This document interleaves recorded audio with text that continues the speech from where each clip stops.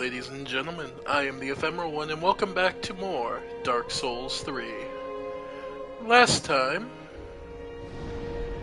we managed to get an audience with the king, King Osiris, the Consumed King, and at the height of Lothric,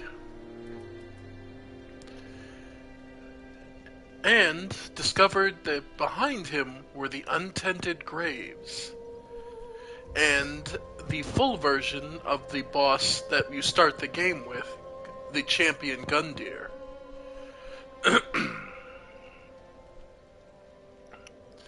We also took a look in the beginning of the painted world of Ariando.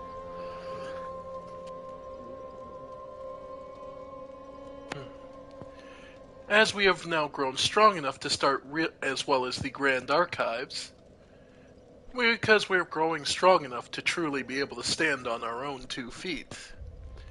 But there's actually one new place we also would like to go. And for that, we'll head back to the Irithyll dungeon.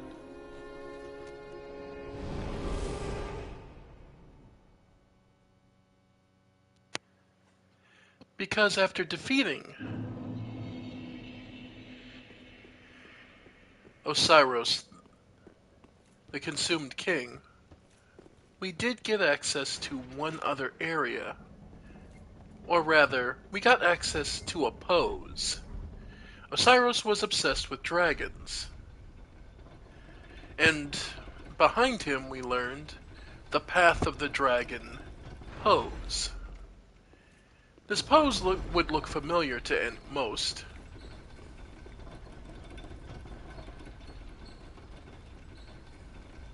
Because it would...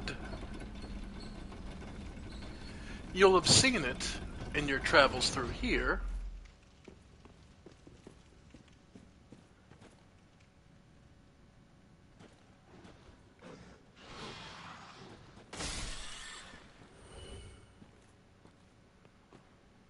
Oh, and yeah, I picked the wrong shortcut. Okay. Picked the wrong shortcut.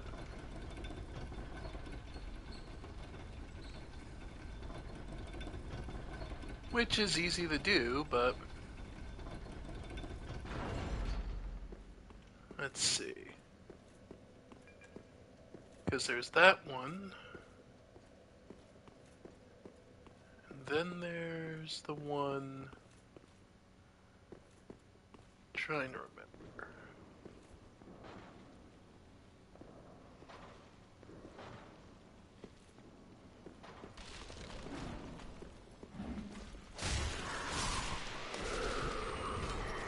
Trying to remember.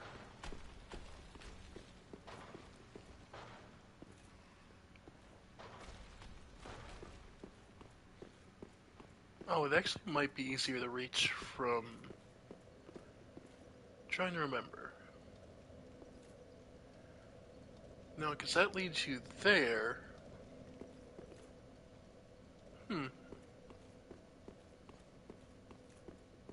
I might have been right the first time.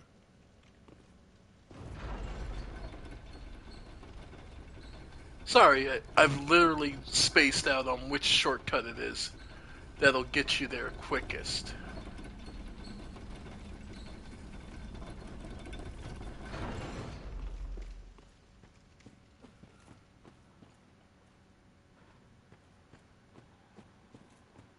So that just leads you up and around.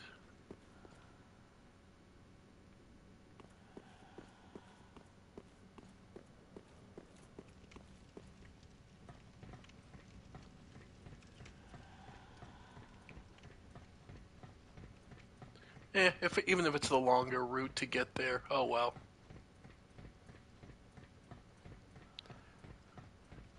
If I keep waffling back and forth, I'll never get there in the first place, so...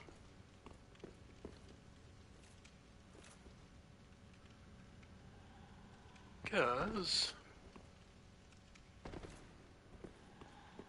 where we're headed is this way. More rats.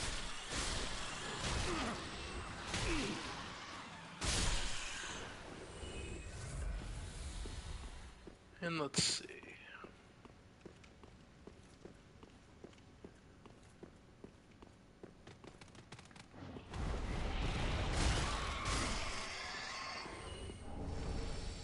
Nope.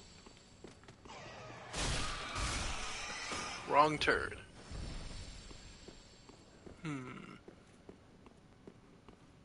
Or was it more up this way?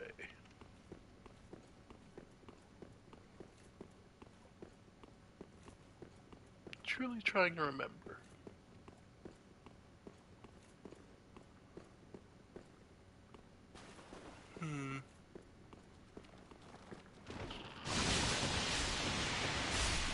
Nope, I'm cursed, I'm dead.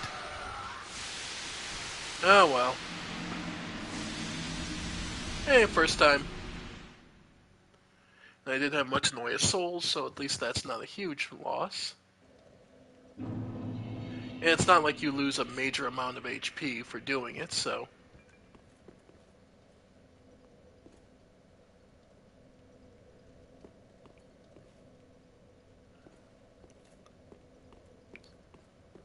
Now I'm truly trying to remember how you get back to that spot. Because it's...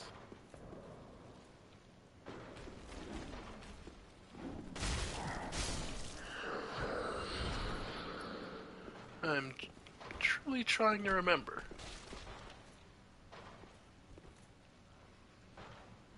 And yeah, we do have the jailer's key. So be prepared, because this is another screamer, if I'm not mistaken. Oh. Sworn that was one of those screamers.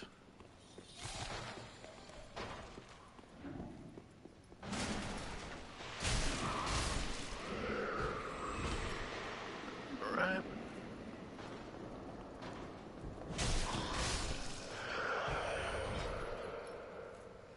Let's see.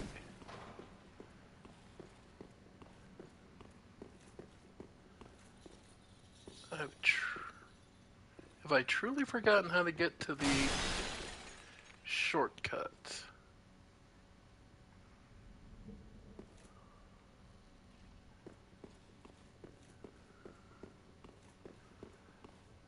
Oh wait, is it on the other side and that's what I'm forgetting?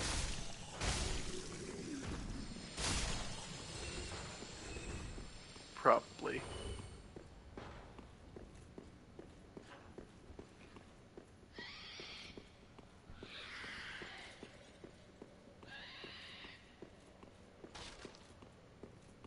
Yeah, here it is.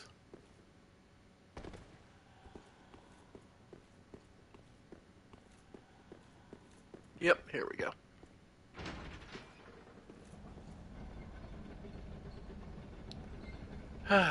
Okay.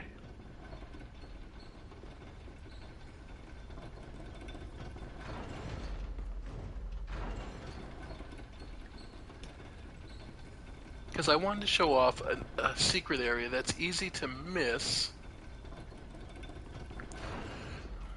but the game gives you every example how to get here.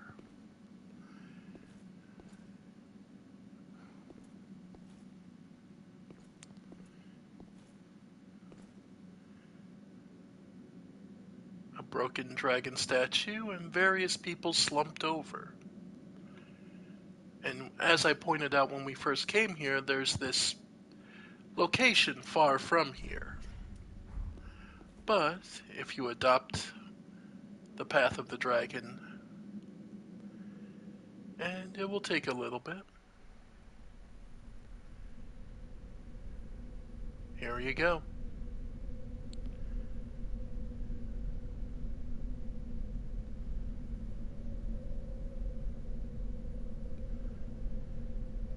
Part of the path of the dragon is the abandonment of flesh. Or so it seems.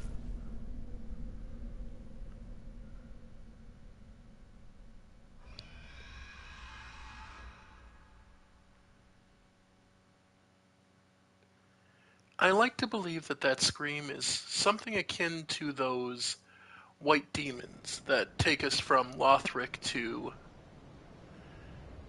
to the hut from the Lothric down to the land below, or that picked us up in to bring us to Anor Londo in the first game. But you can only go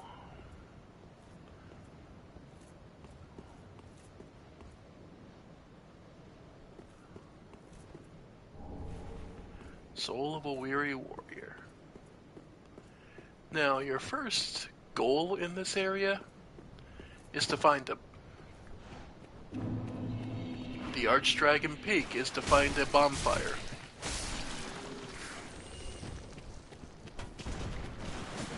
That and learning the methods of these enemies. Note that they do drop large Titanite shards and are fairly strong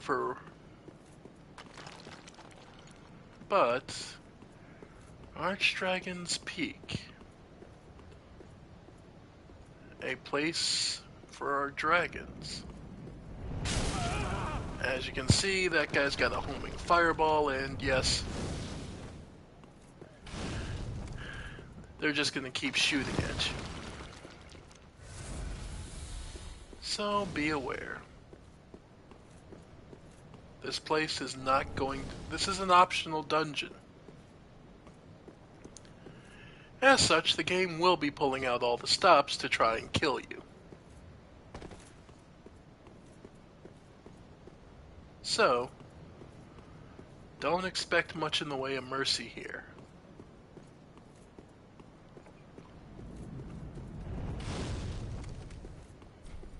Nope, elevator doesn't work.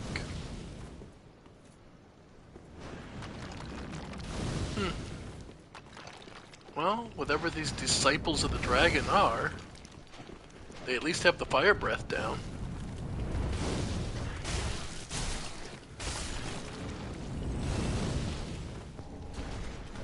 Yep.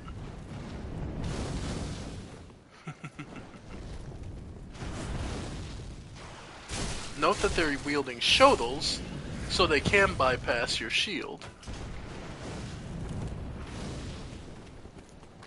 So, don't get too defensive in this place. Still, a blocked shodel attack is still better than getting hit full on.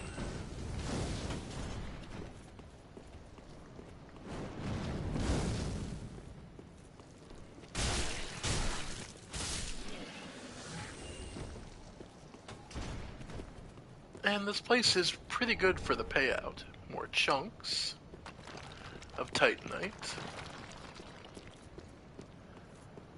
Though note, there's a lot of these standing stone that I keep walking into.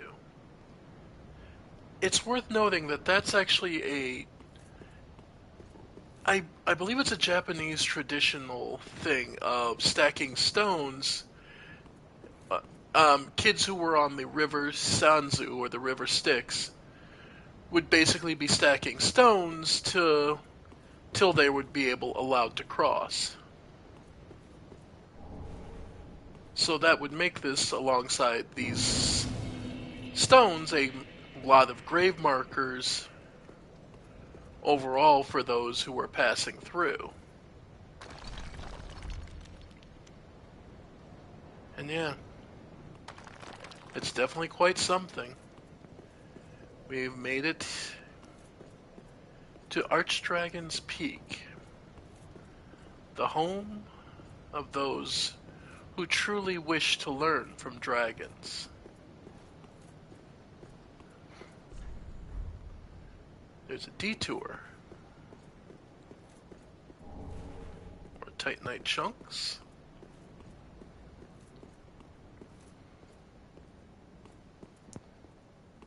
And here we get to see that yes, there's a reason you take the detour. You would be ambushed otherwise.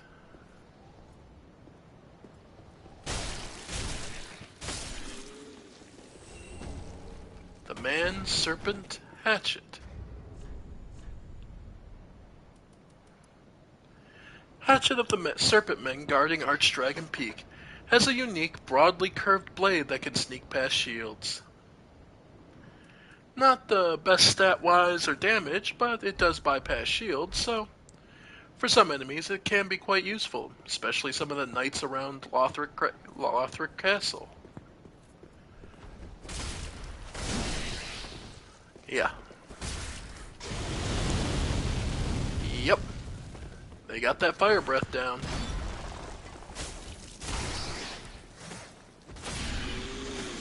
There we go.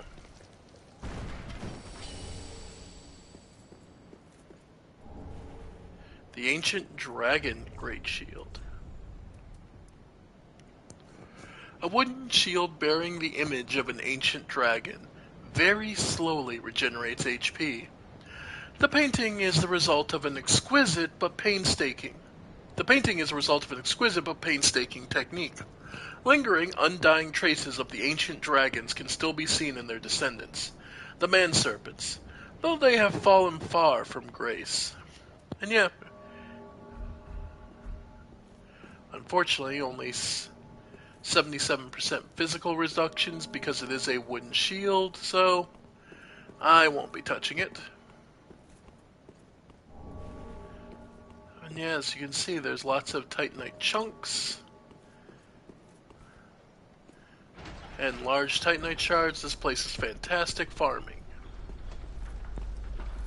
And there's a main gate. But as you should have learned, taking a side path can lead to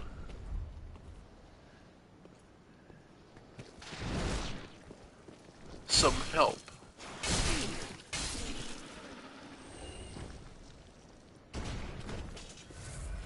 Alright. And the lightning clutch ring. For those of you who wish to act as Gwyn and hurl bolts of lightning to peel back the dragon's scales, that is an option. Dashing through required again, then try jump attack. Tough enemy ahead. Yep.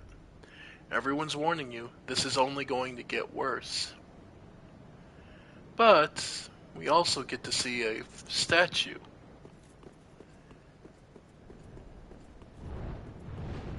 Hello. Big dragon. The ancient wyvern.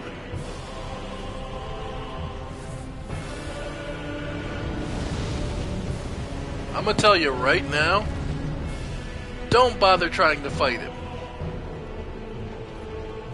At least not in the position you're in.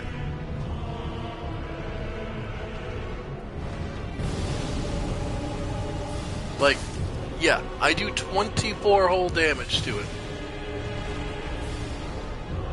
It is not worth it.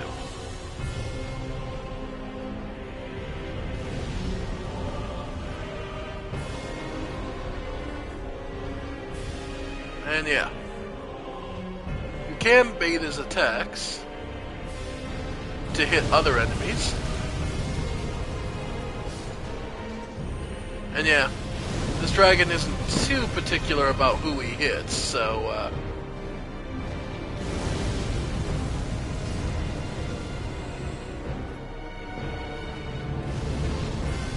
get out of there as fast as you can.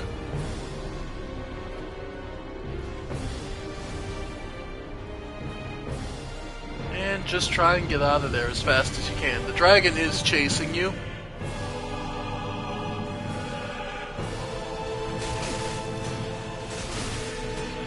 Yep. Oh, got the counter, damn it.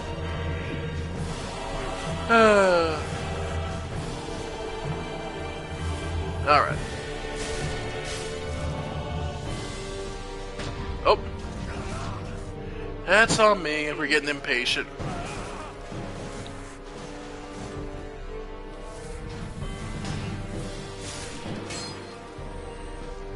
Alright.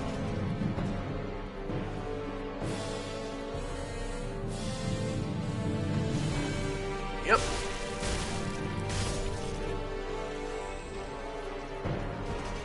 And be careful. Any open area and the dragon can and will see you. will make your life a living hell. Yep. So that's a nope.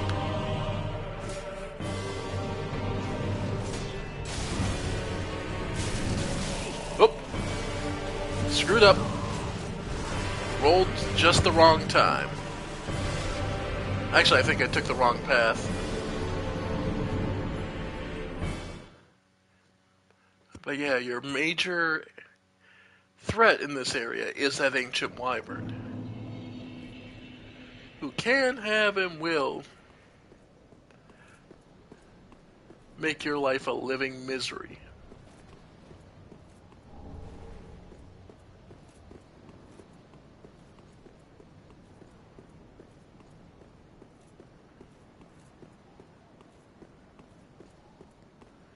So be prepared, folks.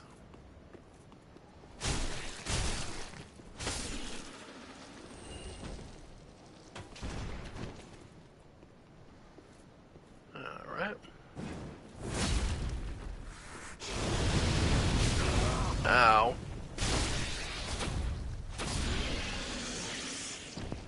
Nice that we hit that hard. Alright. And now there's a gate warning you. But yeah. So, once again, don't go for the items.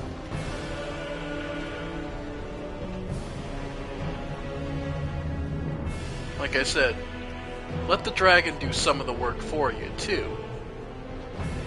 And note that this is called an ancient wyvern.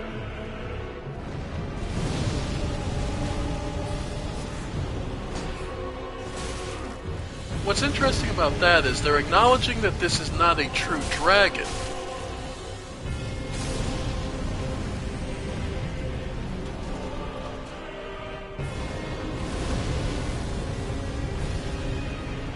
And that's one of the things. The serpent men are decayed versions of dragons. The wyvern is a decayed version of a dragon.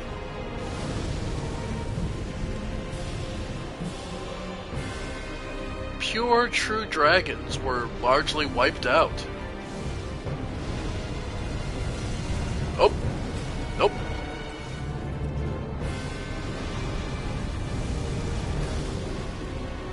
Yeah. You're looking to take any route that doesn't give the dragon a direct line of sight and shot on you.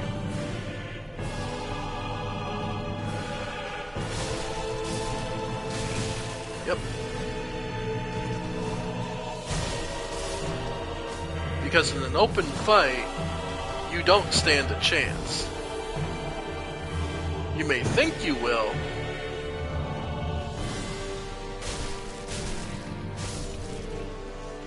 but trust me, that dragon doesn't take any real damage. Oh.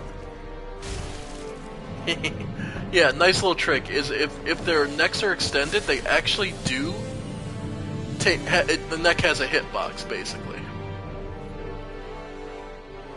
Okay, we know we can't go over there because the wyvern will see us. So we already know that.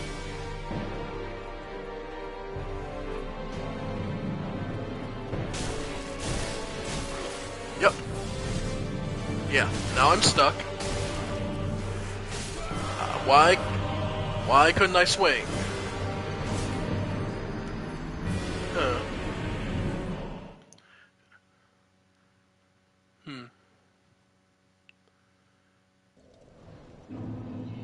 Oh well.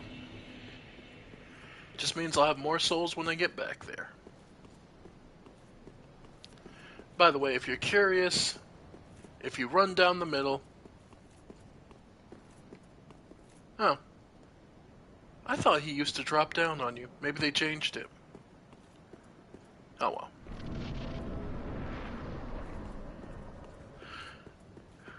Alright. but it's clear this is by far the largest wyvern you'll experience in the game.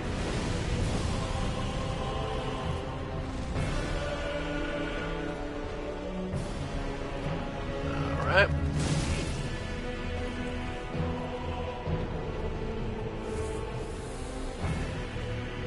Alright.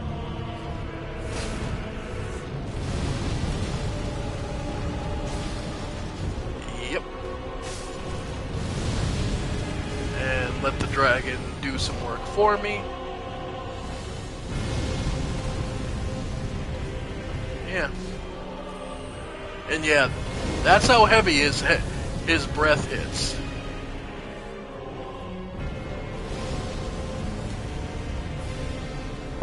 So, whenever possible, do not let him get a shot on you. Alright.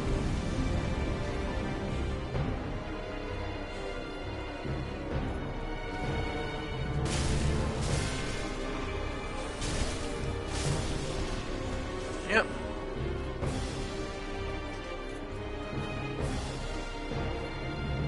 Alright.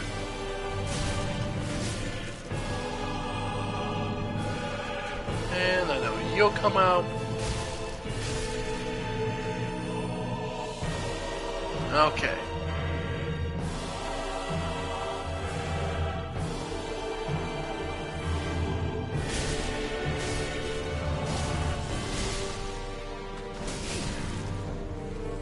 Okay.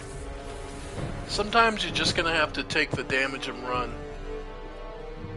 Alright, this looks a little too open, so I just wanted my souls back. But as you can see, we end up with 50,000 pretty damn easily.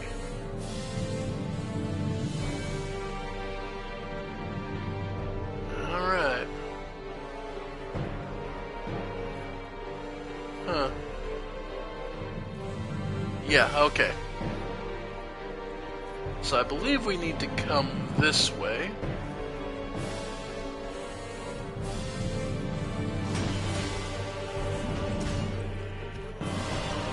Nice.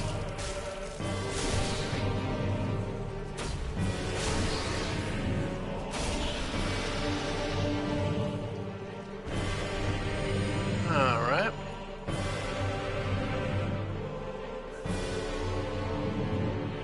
Okay, no. Alright. So no, we do need to get across the bridge. Okay.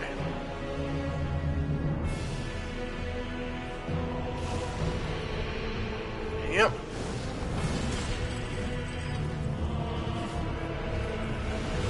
Yep. Get across the bridge. And watch your... Ow. Yep. And... heal. Alright. Yep. Yep. Oh, wow. So close. Ooh, this is getting fun. What? Oh, he chip damaged me through the dam's floor.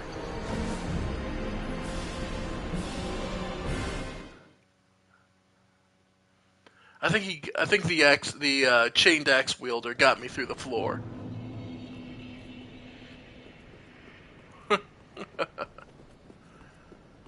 Alright. This place will become a lot more manageable once we, unsurprisingly, get rid of the boss. But, till that point, this place remains dangerous. But, one thing you must always remember about a Souls game, if you can remain resolved, if you don't give up, victory is inevitable. It may take a long time, and you may lose much. But, with the ability and the capacity that you will always come back after death, well, you can't really technically lose. You'll eventually get there.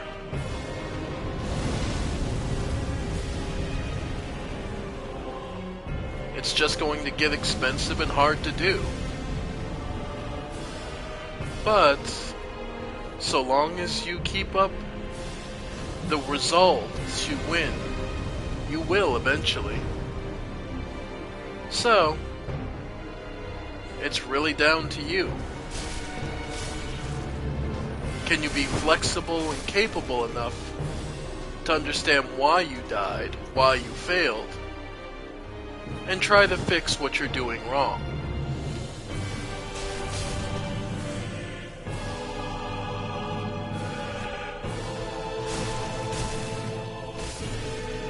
I mean, it's understandable why hollows go insane. Doing the same things over and over, being forced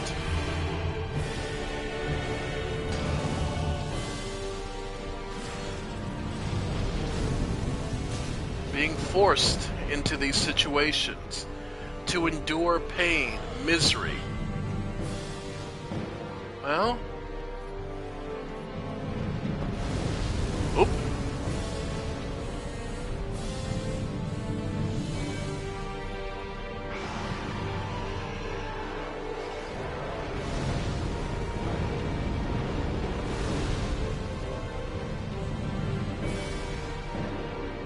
That, if you can stay resolved, you can win.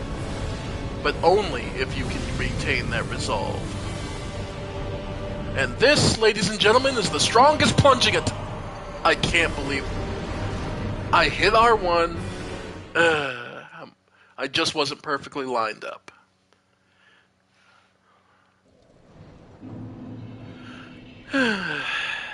This game.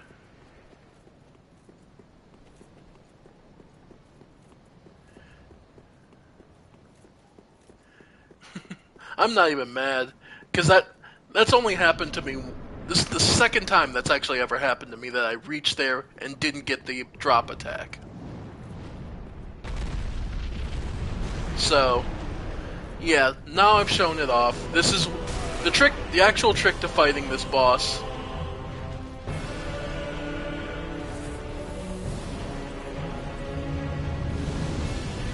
Yeah, is to basically do a run. Don't even bother fighting, really.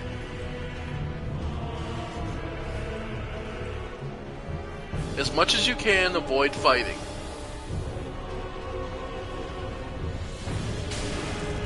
The upside is most of these snake men, they're aggressive, but they're not as fast as you are. So, they're just looking to slow you down long enough. And if you have enough stamina, which you should by this point, yep, you can actually get through pretty easily. Yep, get up there, get up there, get up there. Okay. Ah, come on! So close! Yeah, you should fight things.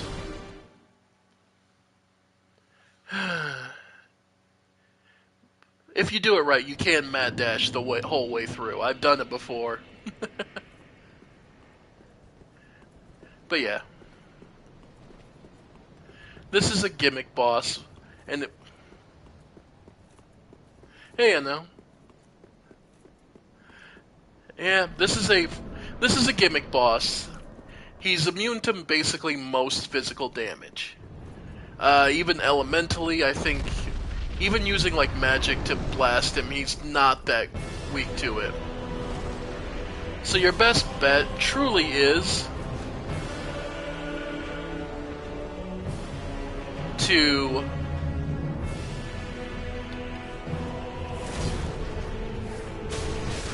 yep, here they come. And the fire breath should be there momentarily. So, roast.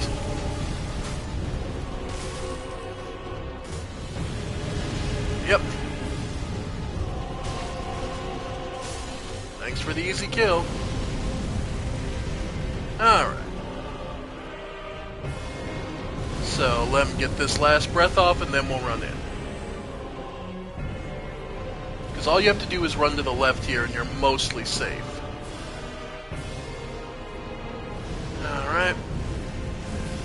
That one just breathes fire down your back, so not too horrible. The two ambushers here.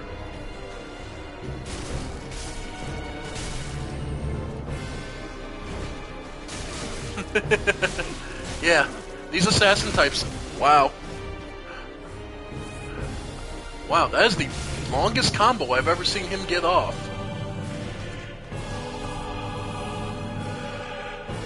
Alright.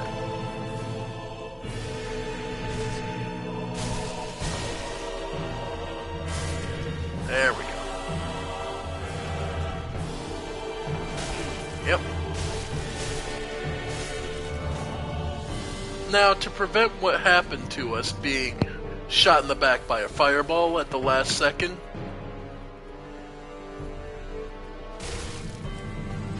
yep. Come on. There we go. Those two can go away.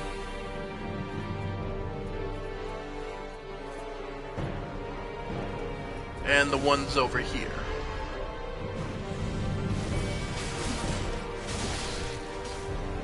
Okay. There we go. There we go. So now those two gone. The one with the shield is not a major threat. He's honestly pretty slow. Okay. And like you see, he's more defensive. So, all you gotta do is get over here.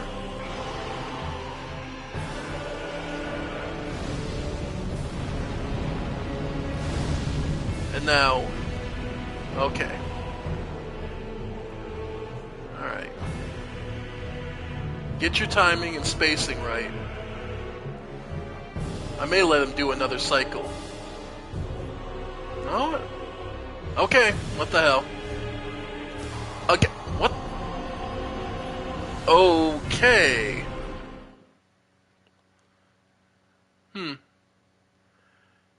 Oh, is it a running jump? Oh, God. Am I being stupid and it's a running jump?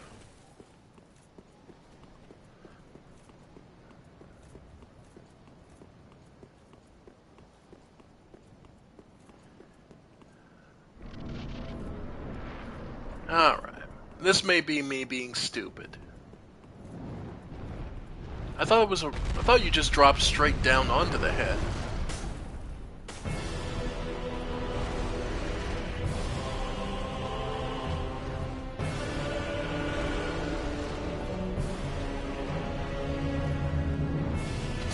But and I apologize for this, folks. It's just been a while since I've actually done this. Wow. Oh yeah, no. That's the thing. I know I'd only had it happen once. I usually got it first try most of the time. So I'm not used to actually failing that. So it's kind of one of those, huh. Okay, so this is what everyone was talking about, this being kind of finicky. It's literally me just more realizing, that's what everyone was talking about, huh? Because I remember people complaining that this was kind of finicky and didn't really work too well. But I'd been getting it pretty much every time I've done it. So I thought maybe it was just one of those things people exaggerate for comedic effect, like, I was going to say, one of my favorite examples is everyone saying the old thing about the water temple being one of the most difficult... Yep, here it comes. Being one of the most difficult dungeons in Ocarina of Time.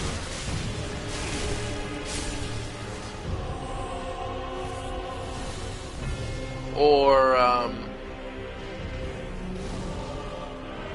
like that kind of thing where people just make a big deal about something that isn't that bad.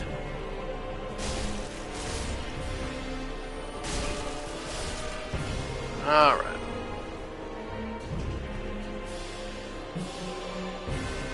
But, yeah. I guess this is more finicky than I thought it was.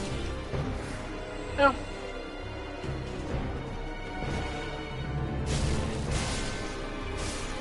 Live and learn, folks. Yeah, I could believe it. Now that I'm seeing this firsthand, then yeah, I could see it now.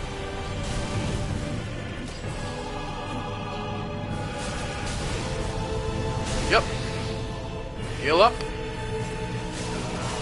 Wow. Alright. Yeah. Wow. Yep.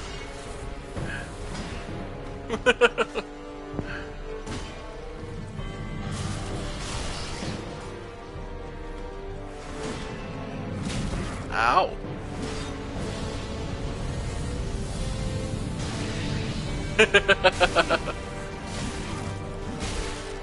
Wow. And now the fireball. Dodge the fireball. Okay. Good grief.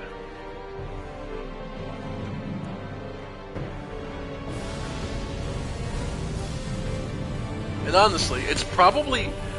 You know what's probably getting me? It's because my controller keeps pulling to the left on the drift, so I'm overcompensating by pulling to the right. Come to think of it.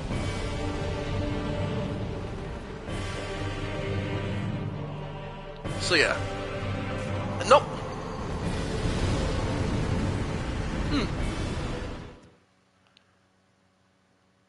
That is funny.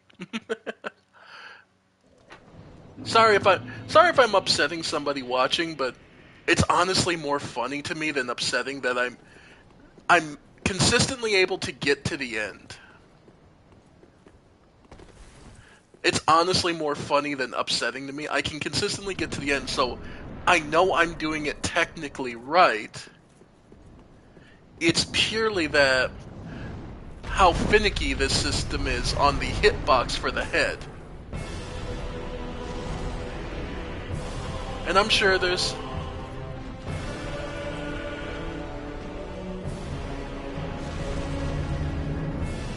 And of course there are people who can say, well, of course I can do this in my sleep. I'm sure.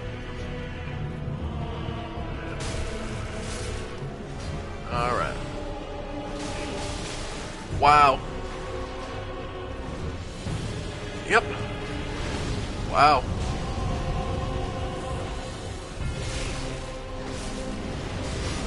There we go.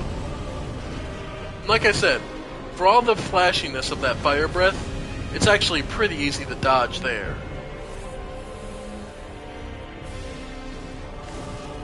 Though, Dragon's Peak, as far as the story of the world goes, is an interesting place.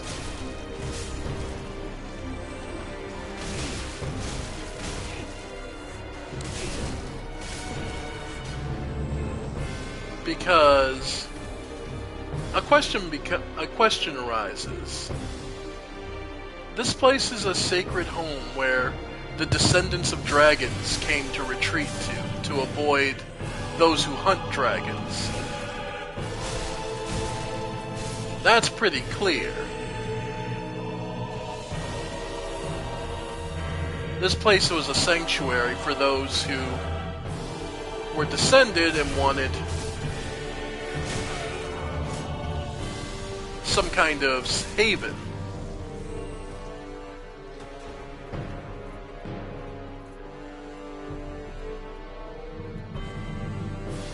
So,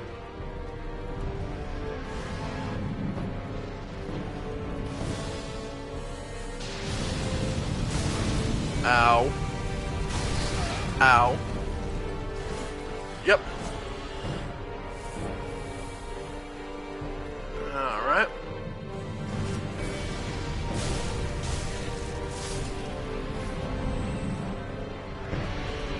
Naturally, by the nature of what we're doing, we're disrupting this haven.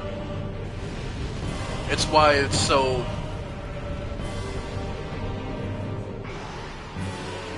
It's why it's so dangerous here.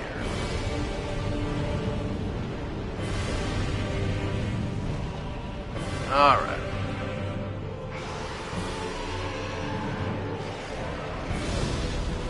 Alright. Let the fire breath go. And... alley-oop! Got it. Yeah, you need to jump down into it.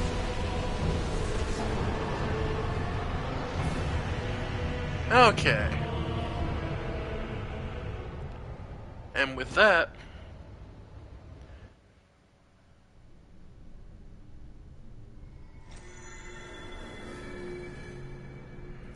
we've proven ourselves. And we're being called the same way the High Priestess calls you back to her in the beginning of the from the beginning of the game. Remember, at the beginning of the game, well, rather after you kill your third lord, whichever one it is, she summons you back.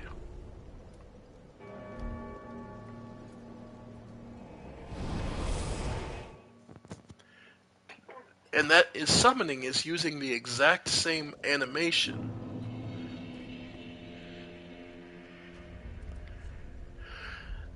So, first off, welcome, speak. Very then taken. Let's see. 25. I think we have enough strength and stamina for the moment, really. I may... just so it looks cleaner, I'm going to give myself an addition. Just so I think the stats look cleaner. 10 faith. And then some more strength. Yeah.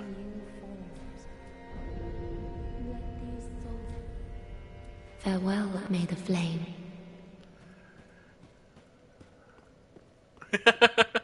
Thank you. Nice to know.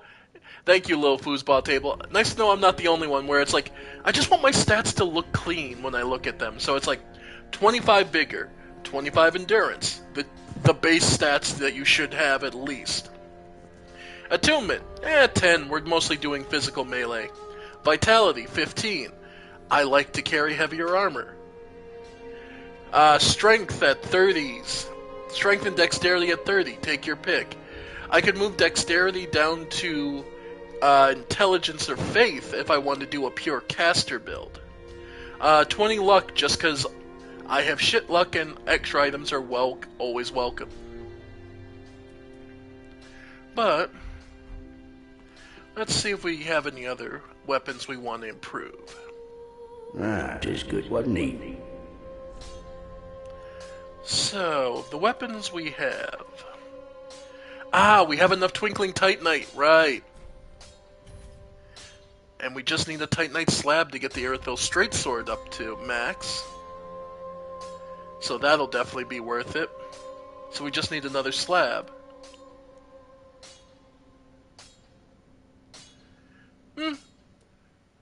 Pretty much mostly pure strength. Strength and dex mix, so... I mean, some of my favorite weapons are these daggers. Let's see. The Blessed Drang Hammers. My main weapon has largely been the Wolf Greatsword. My backup weapon is a Hollow Great Lance. Yeah, I'm still waiting on the slab. Yeah, so I need 2 more slabs because I want to max out either the Hollow Great Lance or the Irithyll Straight Sword. Pretty, I don't want. All right.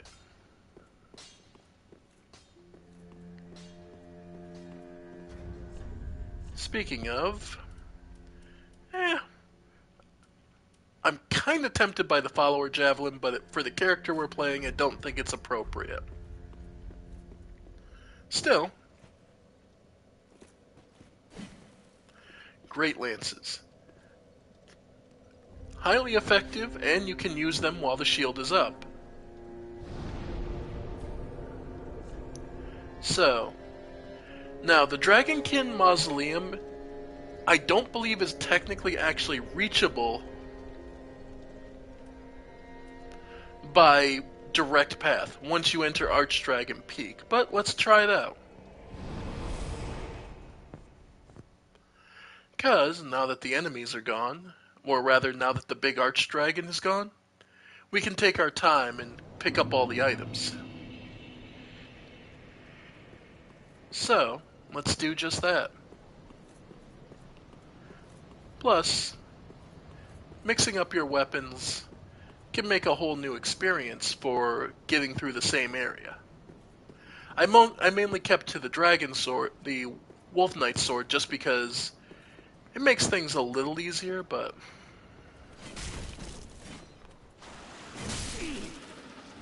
Yep.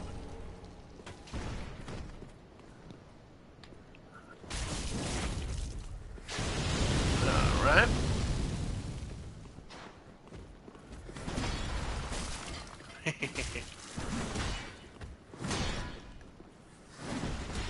There we go.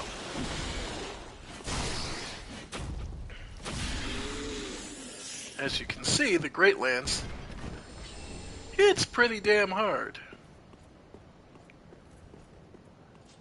And yeah, between using that and the Black Knight Shield, we've got some pretty good defensive abilities. So, I'm sure you've all been wondering. Well, and now that we've made it here and aren't worried about our lives, take a look at this statue.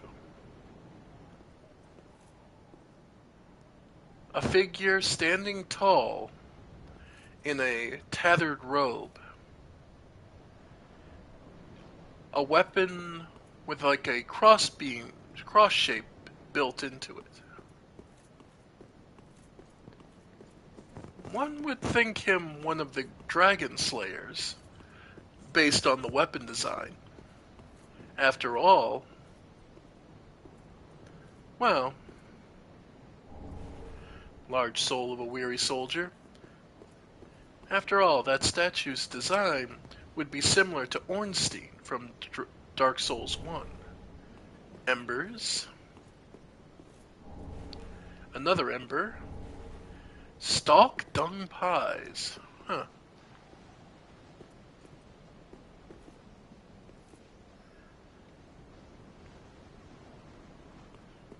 And down here, hidden well out of sight and well out of the way of most, the Ring of Steel Protection.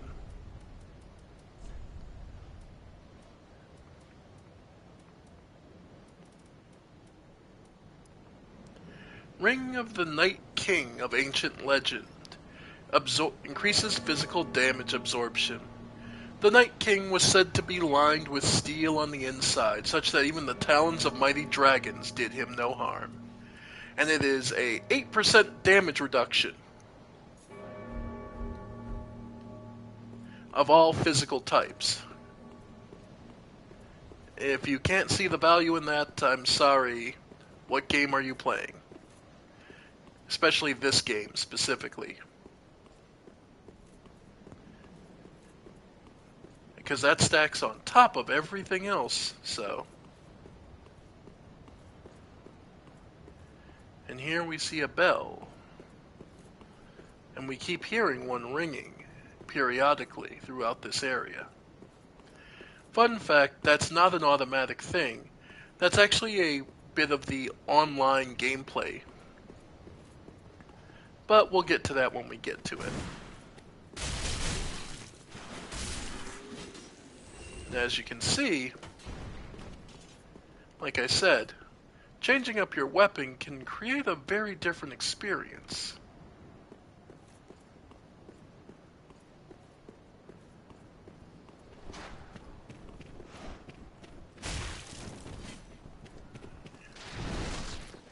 Yep.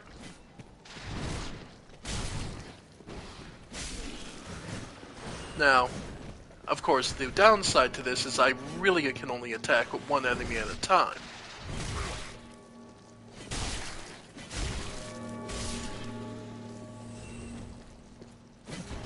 Oop. Titanite shards. So, if you have any particular favorite weapons, this area is fantastic because regular shards are pretty easy to come by. Large shards are common here.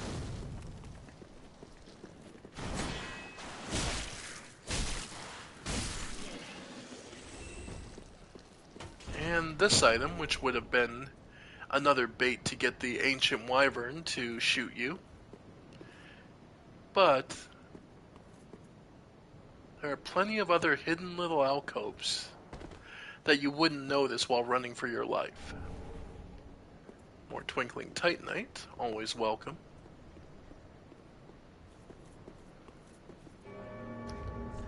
Well, let's also show off how well the Irithil straight sword works in this area. After all, these creatures are decayed dragons. Surely ice dam frostbite buildup should be something quite effective against them. And actually, yes it is. It only takes me 2 hits to inflict frostbite on them.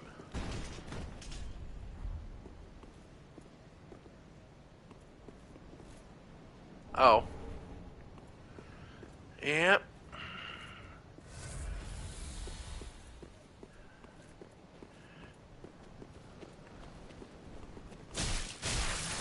And remember, frostbite builds up even if they block.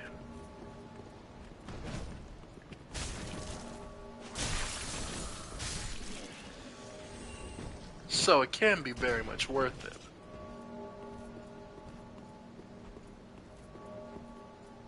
Alright. So,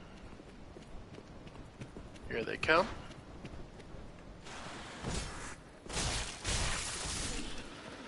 Yep. Consistently 3 blows.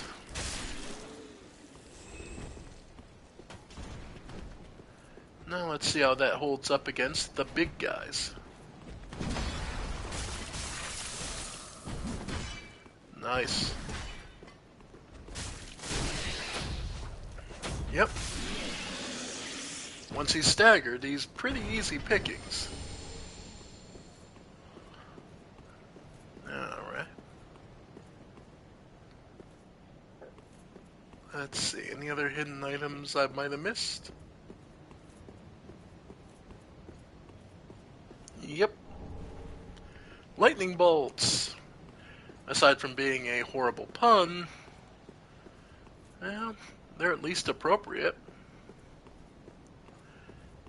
After all, those who would come here would want to be prepared to face dragon scale.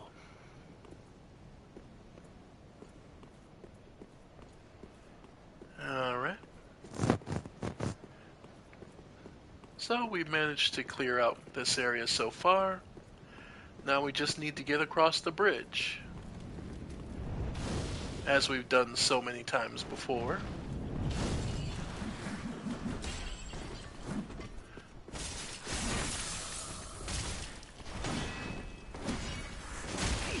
Yep.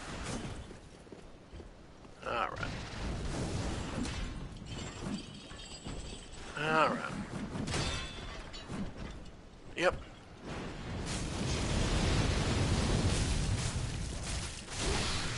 There we go. There. But with the big one gone, the little ones are rarely ever much of a problem.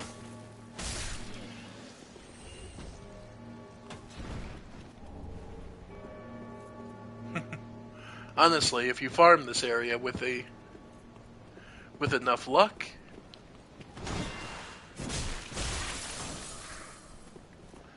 you can actually get yourself into a pretty nice position. But actually I was wrong. I forgot. The other part of the Dragonkin Mausoleum, it literally is right over there. That door is just locked until you defeat the wyvern.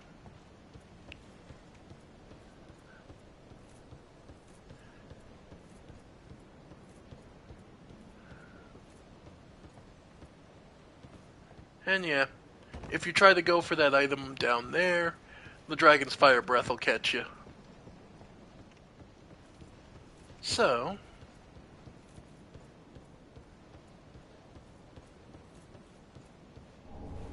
more twinkling titanite. And we're good.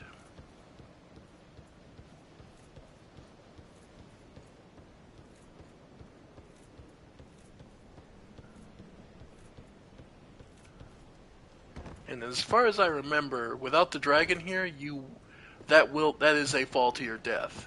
However,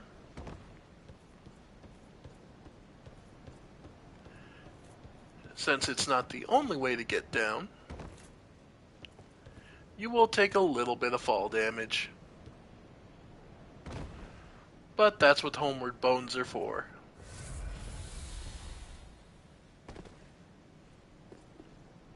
Alright. So yeah. 43,000 souls. Not bad for a simple area's payout. But yeah. And one thing to note, the statues of this guy are very large and prominent, and basically he has to be a very big deal for someone to make that many statues of a person. Well, we'll find out who they are later. And for those who know, please don't spoil for those who don't. Because there's one of the biggest things in this game is the build-up. The questioning of, why is this here? Why does this make sense? In some cases, you may never find the answer. In others, it may simply be a matter of time, discovering little details and nuances that might fill the world in for you a little bit at a time.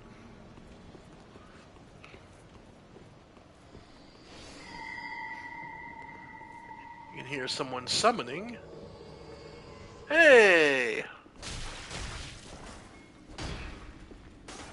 Yeah, here we go. Yep.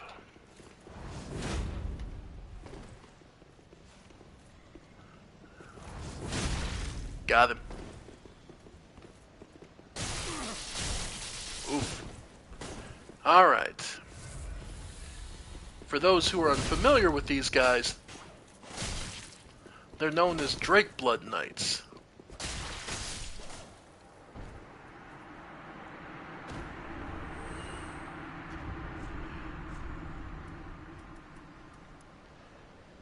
Great sword wielded by an order of knights who venerate dragon blood.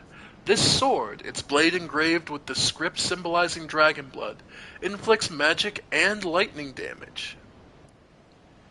So yeah, this is actually not a bad weapon. However, its damage actually is kind of underwhelming, despite what you may think. The main reason being that the way damage is processed in this game. The way damage works in this game is every creature has a set amount of damage to each type of damage. So like here, when I look at like my shield, so if I'm blocking, 100% physical of the physical damage is cut. In addition, I lose 65% of magic, 85% of fire, 52 of lightning, and 63 of dark. Those are just my flat resistances while guarding. So, each of those damage types, rather than be adding together and piercing, hit each of these differently. So, you may be hitting for 3-4 different types of damage, but in some cases, you're only going to end up doing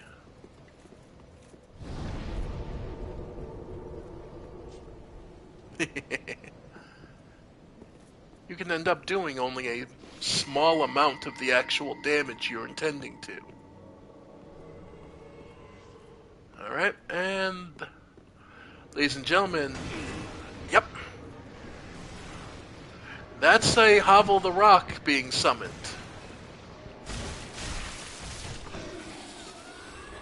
Alright. And that's the one who summoned them.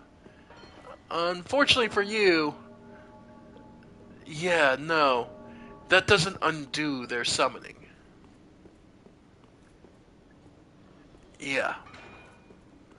So no, there's no getting around this. You've got to fight Hovel. Not a Hovel cosplayer, not a Hovel simulant, not someone who just stole his equipment. Nah.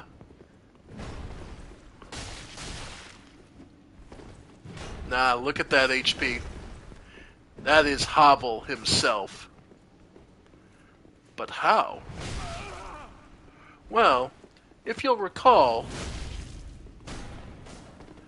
the beginning of the game, they mention they're resurrecting whoever they can. They're calling heroes of legend back.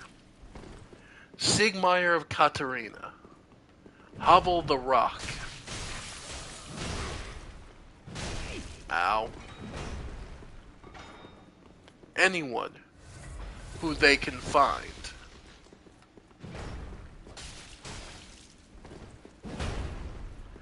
Anyone who they could summon. And yeah, nah, you're not getting much damage. Between Hovel's armor and that frigging ability to... There we go. Yep. Ah, got me.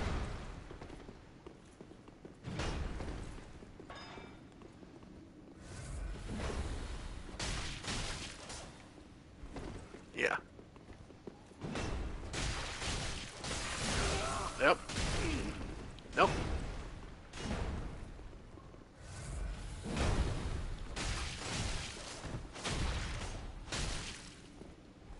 Yep.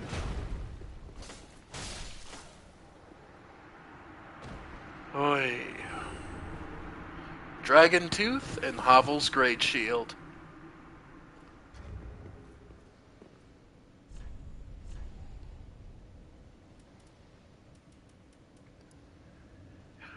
Created from an everlasting dragon tooth that will never break, left by Havel himself along with his boulder-like great shield, grants its wielder resistance to magic and fire. It's a potent weapon and heavy. Requires 40 strength. And there's also his shield. A tremendously solid and heavy great shield, cut straight from a great slab of stone. Said to be a relic of the legendary Havel the Rock along with the Dragon Tooth, the shield is imbued with a special power reminiscent of Havel himself. Stone flesh, yep. Raise the shield in silent prayer, turning the user's body into a mass of solid stone. Again, 40 strength is needed to wield this, but take a look at what it does.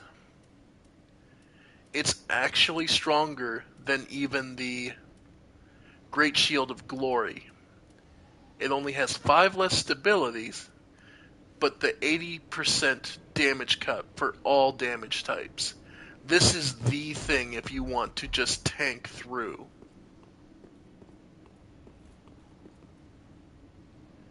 And make no mistake, people will make very good use of it.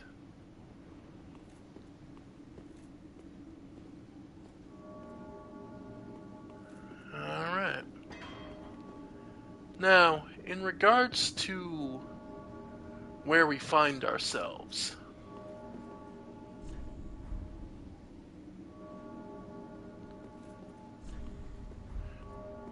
well,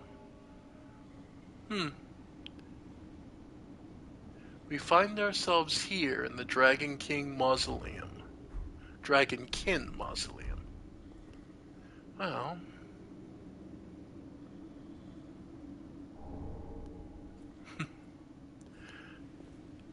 and the remnant of another dragon, the Calamity Ring. You receive double damage. That's it. If you go back to my Dark Souls 1 playthrough, I don't fight the dragon this came from. Specifically because I know this is the only some souls and this is the only reward you get, and frankly that dragon's fight is too annoying to deal with. A ring made from the orange eye of a calamitous dragon. The ring has no useful powers and is merely a symbol of dragon worship, a thing quietly passed down amongst its most fervent adherents, some of whom become convinced the task has been bestowed upon them as a sacred duty. So yeah, in other words, it's for people who like to make everything harder for themselves. I don't understand you, but that is the way you are. Though here we see those who studied the dragons and learned from them, eventually managing to emulate their physical forms.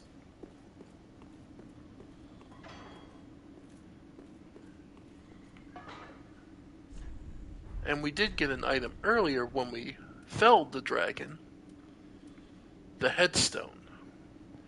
Stone imbued with the power of an everlasting dragons used in secret rite by the dragon worshippers. Gain the head of a dragon and emit dragon breath, a transformation that is irreversible until death. Those who choose the path of the dragon strive for perfect imitation, and the dragon head rite is the first step in the grand process. Yep. Gain the torso of a dragon and the dragon's roar until that is irreversible until death. From ancient times, the path of the dragon worship was walked by warriors. It is said that they envisioned the archdragon peak in the depths of their meditation, and at times they even hear the distant sound of the great bell at its peak. And this is for those who have reached this place.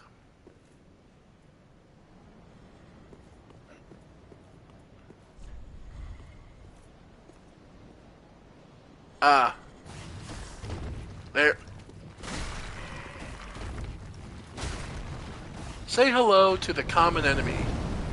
Another form of decayed and lesser dragon.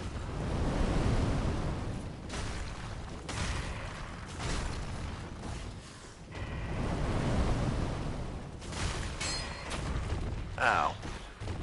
Yeah, they hit pretty hard for what they are. There we go.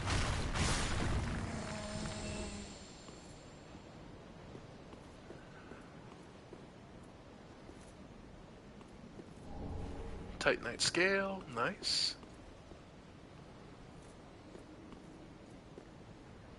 And yeah, this would just drop you down, and that's where we came in.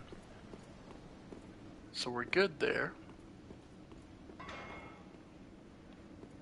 But yeah.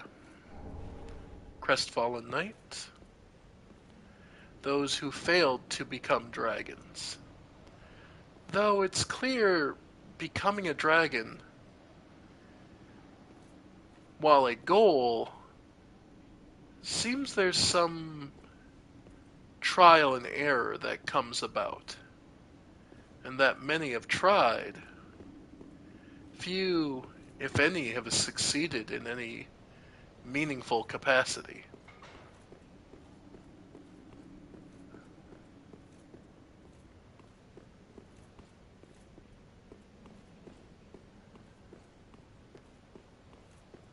Which begs the question, why do they keep trying? But it's those who are infatuated with the power, the prestige, and that which is supposed to be so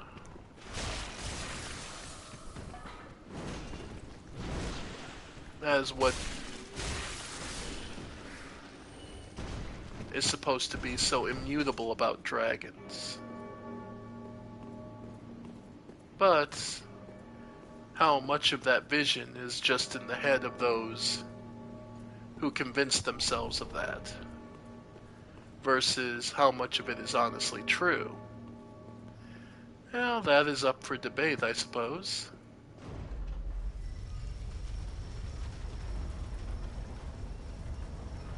How about you? What do you all think of emulating a dragon to the point of altering your very flesh?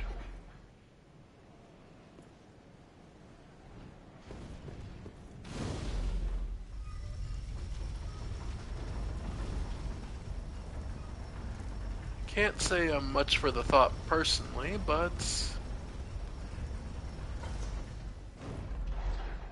at the very least, the sentiment is appreciated.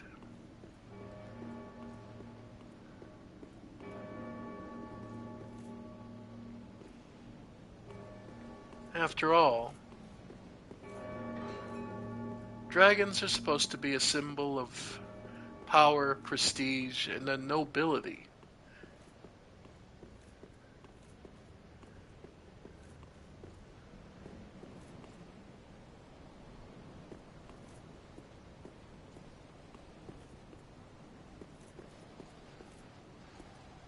Hmm. Oh, there it is. Okay, I'm like, I remember there being some sort of ambush here. I don't remember what it was.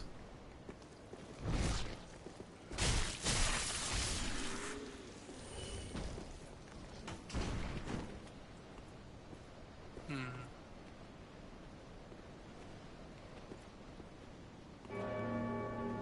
Yep, that bell keeps ringing out. Hmm.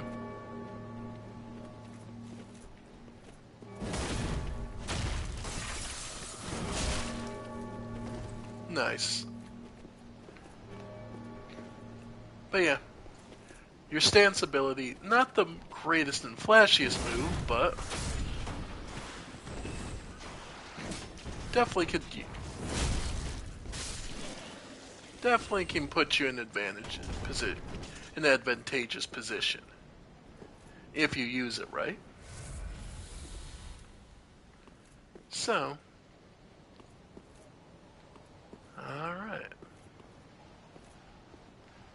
Say, I know this. Okay, there's another one there, but where's the second part of the ambush?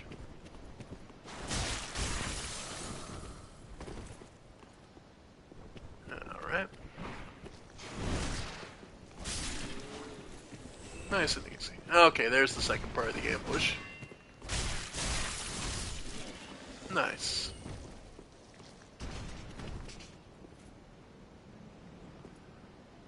Hmm. Though it's interesting that Archdragon Peak has a lot of sensors,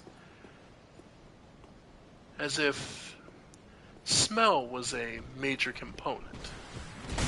Oh, yep.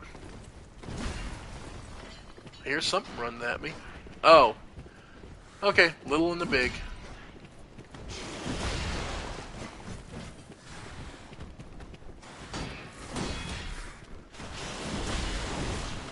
Alright. Yep.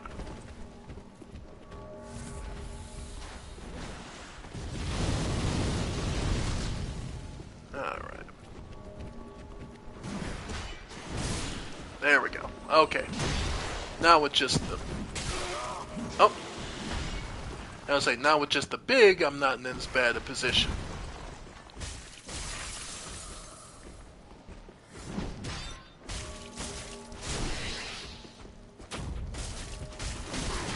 Ow. Yeah, I love this. After all, one thing I do admit, and I love, is that we finally have the protection ring. Because that 8% makes a world of difference. Because that 8% just stacks on top of everything else you'd have, reducing the damage you take. So it can become quite nice. Now... Oop.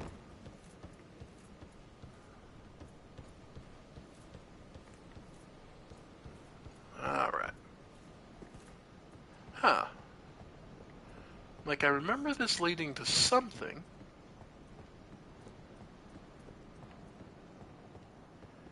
An item. The Thunderstone Plate Ring. Nice. Reducing lightning damage. You'll need it here. Oh, you will need that.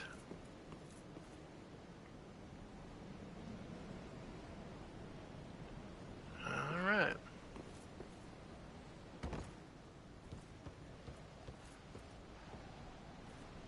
Yep.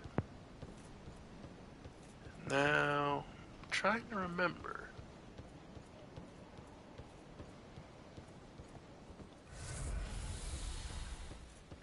Because I think there's like an ambush or two up here.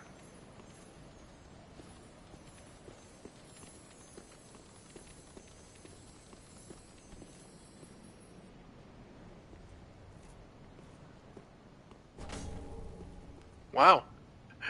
Thing died on its own and I still get the stones. And some Titanite scales. They really do want you to improve a weapon and get it up to max level. As you can see, I can't reach it from here. That item, but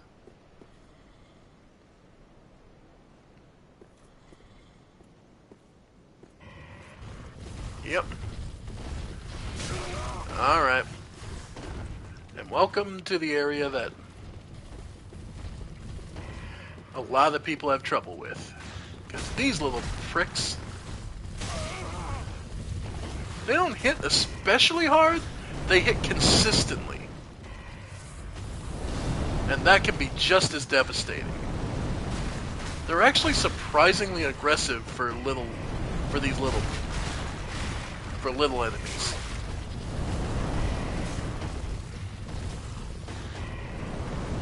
Yep.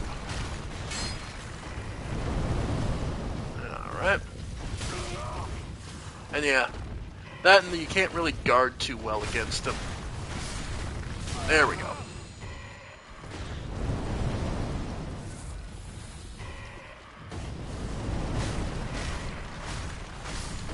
There we go. But they are a good source of twinkling Titanite and Titanite scales. So, well, since they're kind of slow,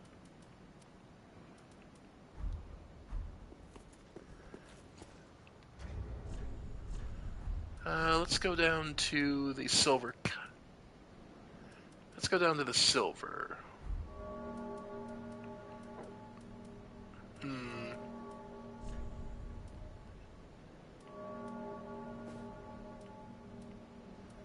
And we'll go down to the Drang set.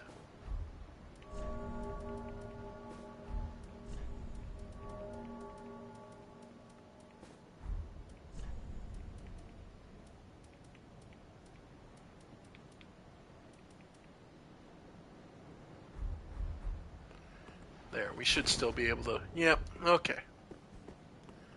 Because we'll need some more firepower. By the way,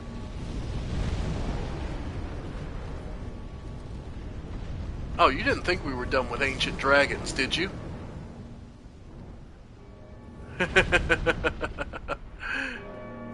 Oh, yeah. Yep. And he's just gonna sit there. And just to show it off.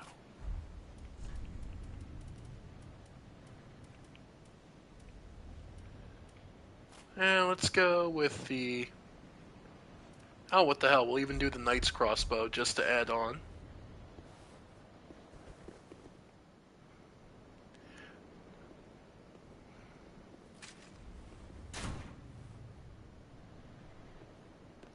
Yep, does barely anything to him. And the range is on the extreme side. So...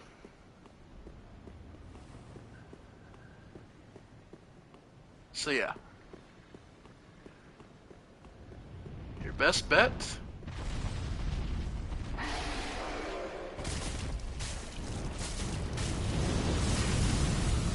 On the upside...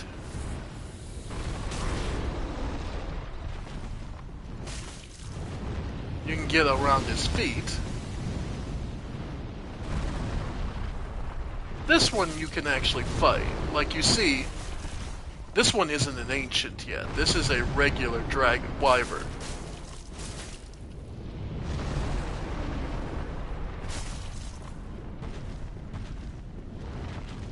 And remember,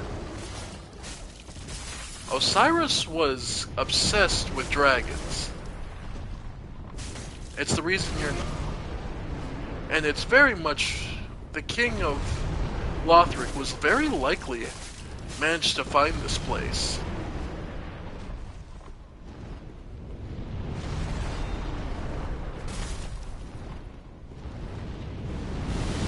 Yep.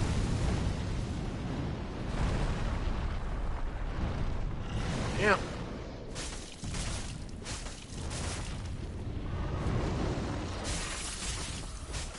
Yep. I think we got another frost proc.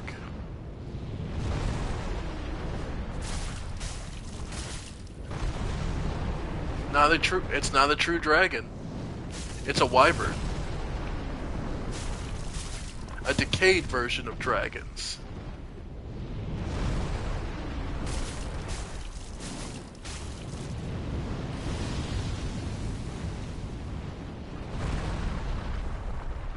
Yep, we're doing some damage to him.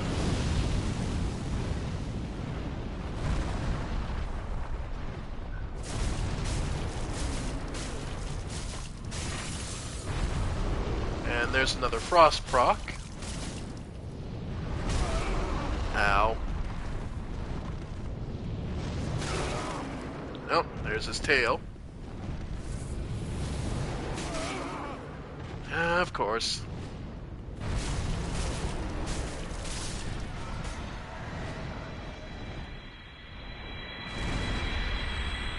And there's Titanite chunks, scales, and twinkling Titanite. Yep.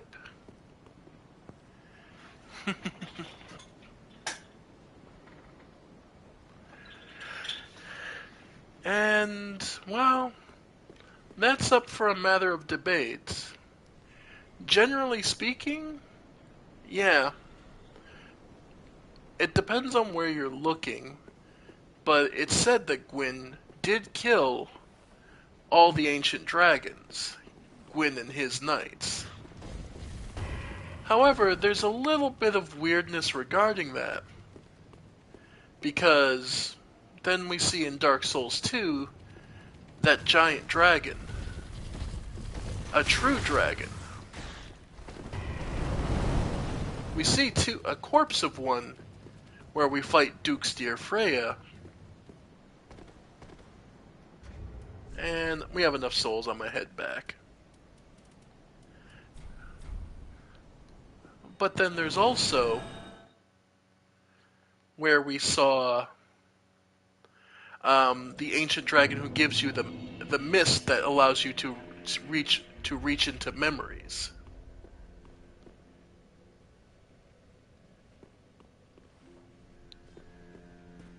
It's a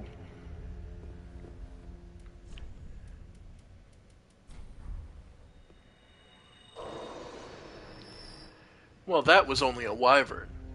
A true dragon, just so you're aware, the difference is in physical anatomy. A true dragon has four basic limbs, 2 wings in addition.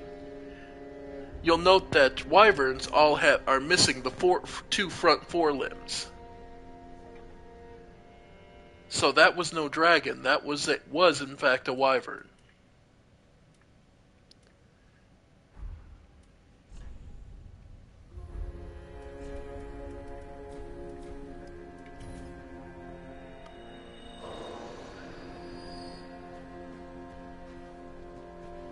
Welcome, speak. Very then take. All right. Let these souls withdraw from their vessels, manifestations of... Farewell, I should neither flee.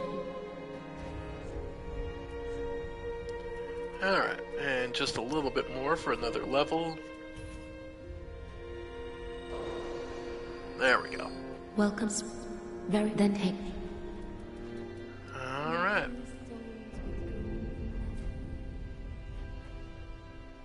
Farewell, maiden. Oh no, that corpse is an actual dragon.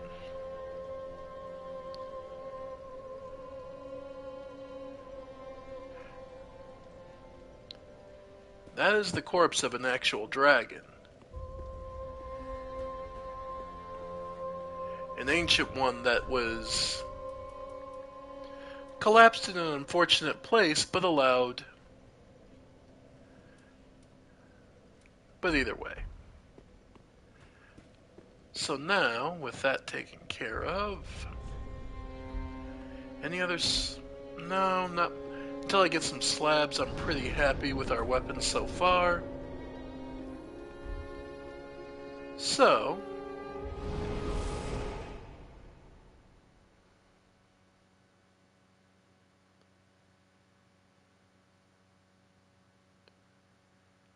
now that we've reached...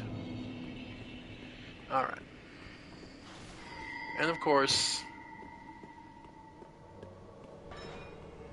they get summoned yet again.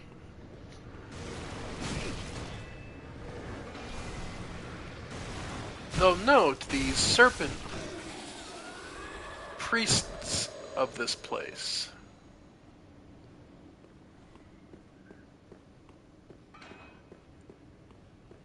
note that they call forth shades of a hero. And Hobble the Rock, one who was known to gain dragon-like abilities and powers, is the one who gets summoned by them.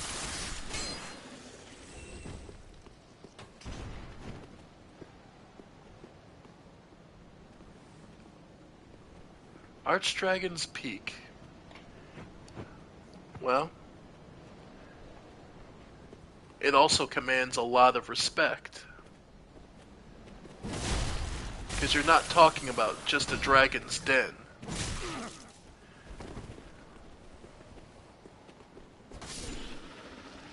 Well, there's a very good reason for that. Both of them are places that are hard to accept. That were extremely difficult to access.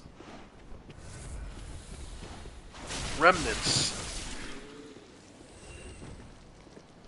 With remnants of, in this case, rather than the beastmen, the snakemen. And not necessarily, well,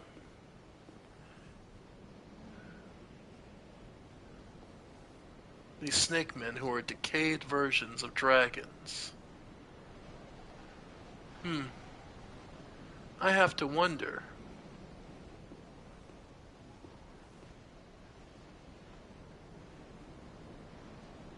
Their long necks. Wonder if which they're really truly more closely related to.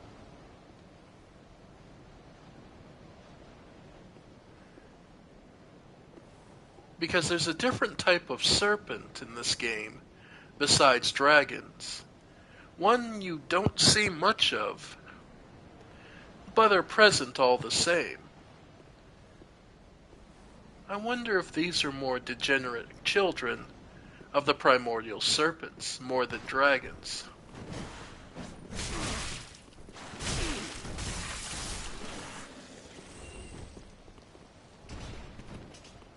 It's worth considering. After all, we know for a fact the primordial serpents were in contact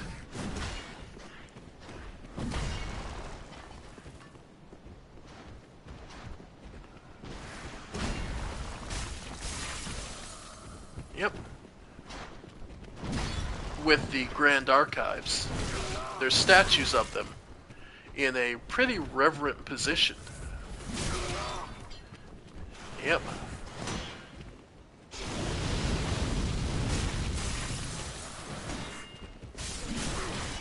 Nice. Okay.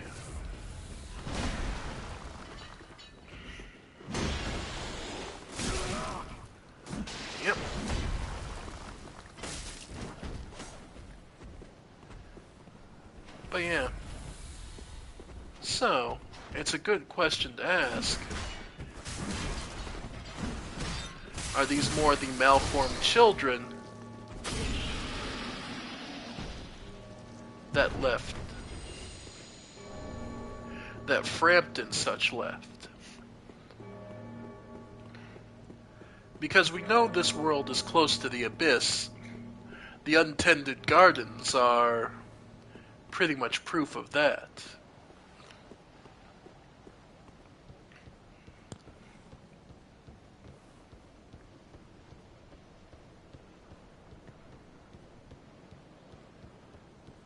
So it wouldn't be beyond reason to wonder if primordial serpents had a greater effect on this place.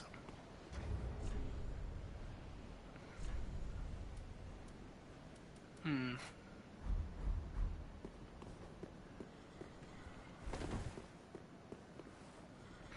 Let's see how these work out.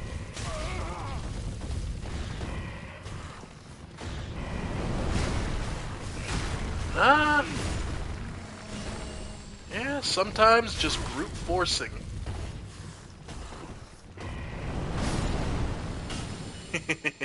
Sometimes just an answer is brute force. After all, it sometimes gives you the clearer answer. And yes, that large wyvern is no more.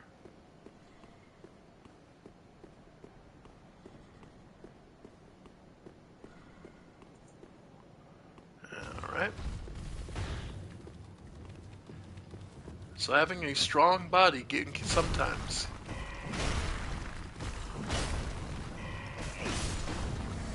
Yep.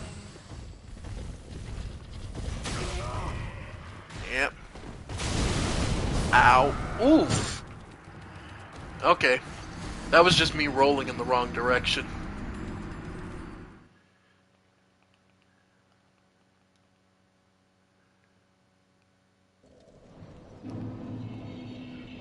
Still.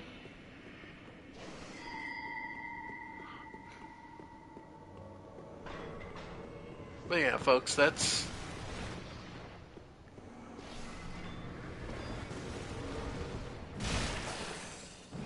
And also, think about the fact that these serpentine creatures also cast hexes specifically. So they're relying on the power of darkness and the abyss. Well, it would make a certain amount of sense.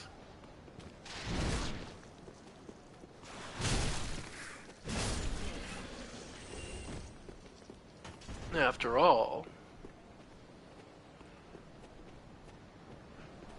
what's turning people into those dragon-like malformed creatures we saw like Osiris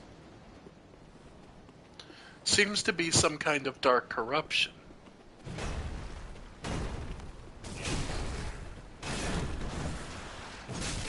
Yep. Alright.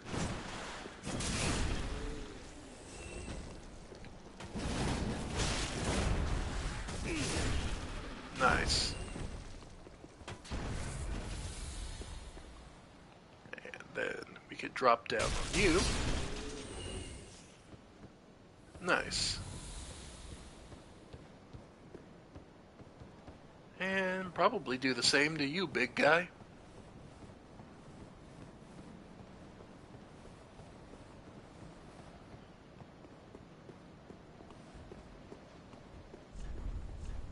Could this be a hidden path? No, it's not.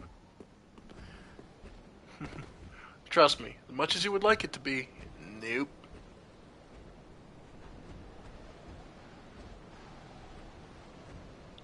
And yeah, big guy's gone patrolling.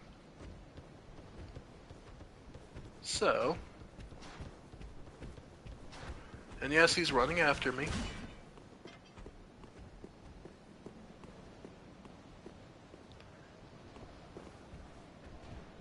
You coming the whole way?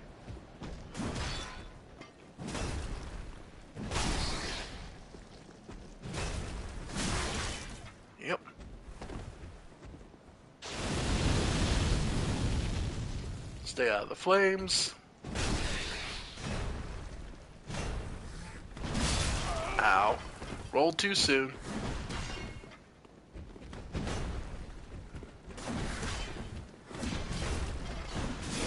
There we go. There comes a point where you'll be able to start selling large Titanite shards for money. And that is a very nice time to be in.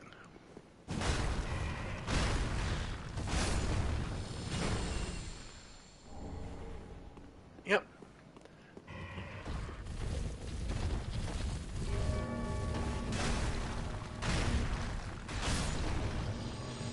Nice. But yeah. Getting up here is a little rough. Just because these enemies tend to have just enough defense to be annoying. Alright.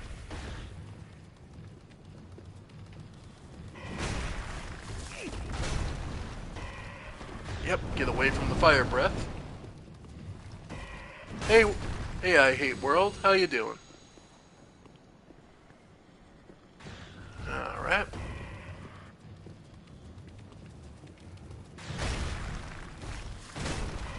Nope. Get back. Yeah.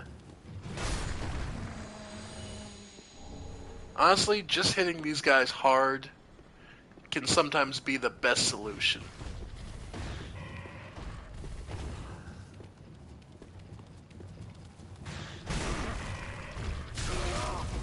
Yep.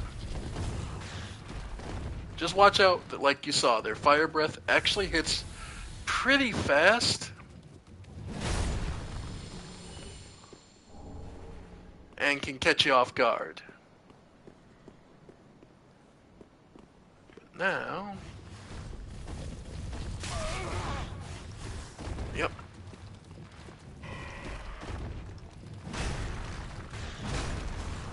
Nope.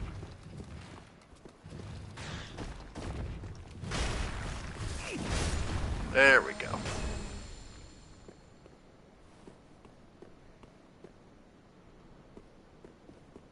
Also, I know it looks like it should be a hidden wall, it isn't. Huh, it's a liar. Yeah, someone probably said secret door or something. Alright. For now, we're gonna head back to... Let's go back to the Wolf Knight. Because, if I remember right, up here is another ambush.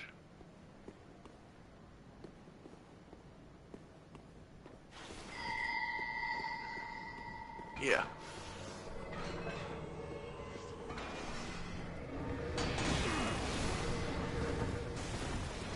Yep. Alright. Here we go. Right. Another one of the interesting characters who gets summoned.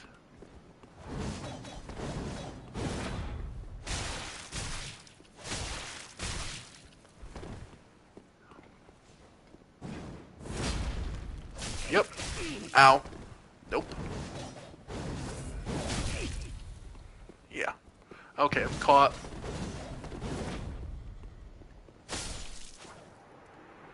Note he was wearing Wolnir's crown. Ricard's rapier. There it is. A strikingly decorative rapier of an undead prince spoken of in ancient stories. Although many of the tales surrounding the prince are questionable, the thrusting weapon suggests that stories of his graceful technique were in fact true. Sustain offensive with strong attack. Basically, you can keep jabbing, so long as you've got enough stamina. But just be aware of, once you're done, you are pretty open.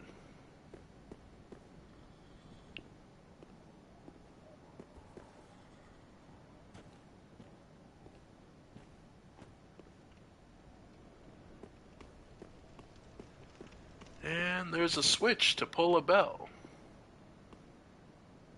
Well, but the gate down there is closed. I'm going to warn you now, don't look to pull that switch right away.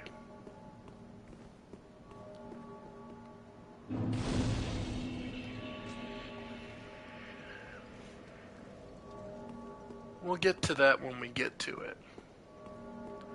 For now, though, there's another challenge awaiting us. Remember that this place was built as a sanctuary for those who worshipped dragons and for those who wanted to prove themselves allies to dragons.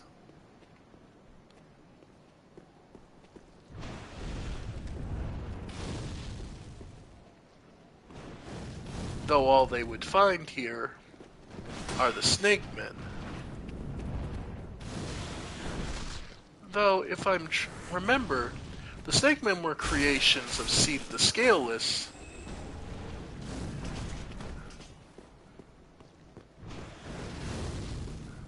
in his attempts to recreate true dragons.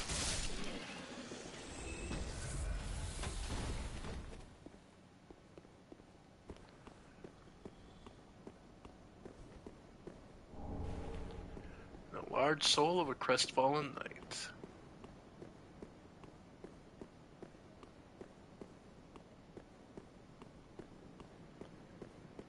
We saw there was an item down here, but the gate's closed.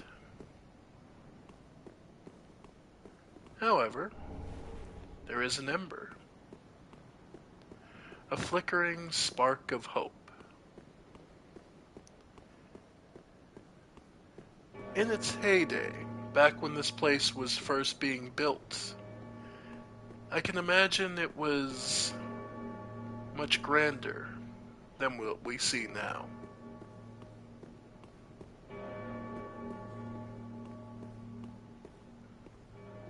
But that grandiose time has long since passed.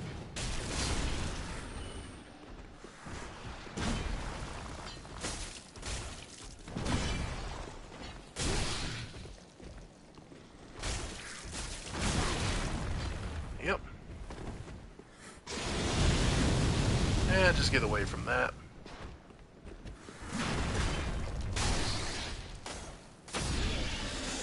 There we go.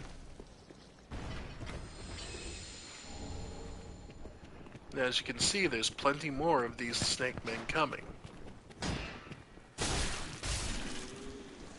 They're nowhere near as statuesque as the original ones that occupied Sen's fortress.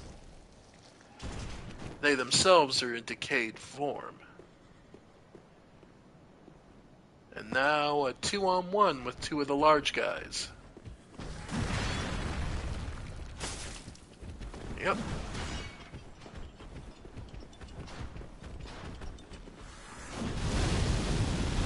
Alright.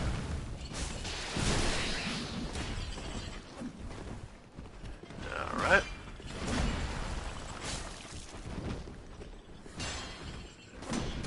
Ow. Ow. Caught him on the shield at least. Yep. Got him. Okay. Now it's a 1-on-1.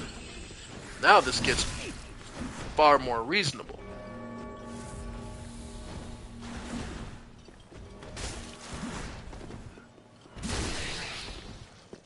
They've long since discarded their man-serpent greatswords.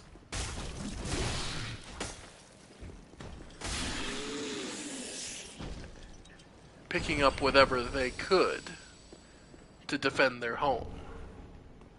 After all, they've been chased around and chased out of how many places?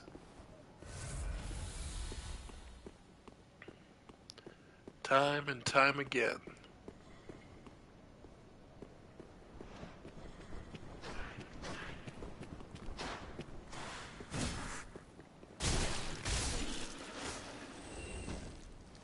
They've probably forgotten their origins,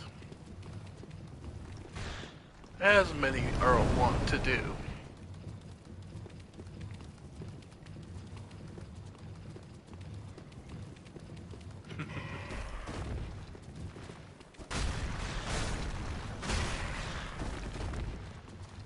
And even though these little stone guys do have an admirable physical defense,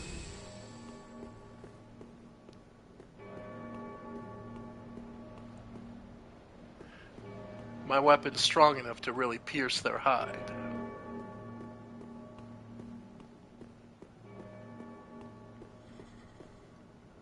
Alright.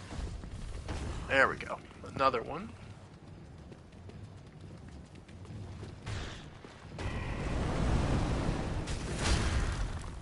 Nope. Yeah, that fire breath, if you take it full on, is pretty much a death sentence. Nope.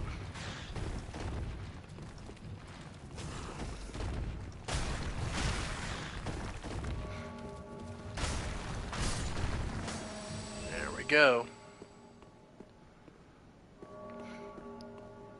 And what else do we get? The Dragon Chaser's Ashes.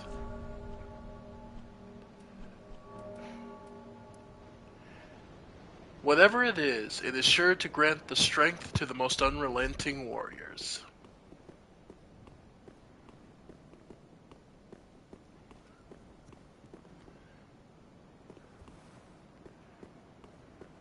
Like I said, remember that it is always an inevitability of victory. Trust in that. For as long as you keep getting up, it doesn't matter how many times you die. You only need to succeed once. It is everyone else who is in true danger. And here at the peak of the peak,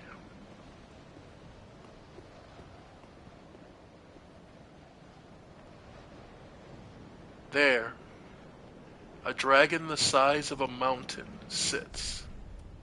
There's only one thing to do.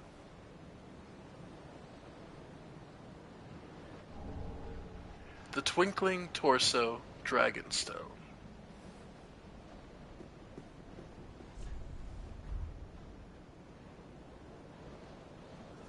This is called Archdragon's Peak.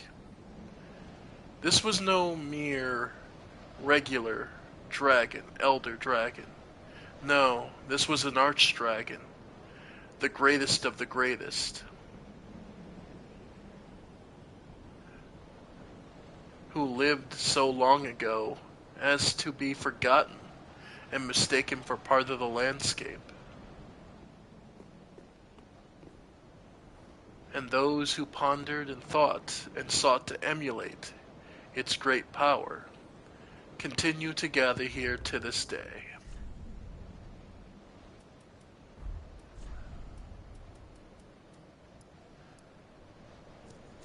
Gain dragon torso and roar until death. Stone imbued with the power of the everlasting dragons, offered to a towering dragon. The stones show sign of nascent light. Gain the torso of a dragon and roar alongside the archdragon Mirage. The transformation is irreversible until death. Yet, true imitation will require a dragon head as well.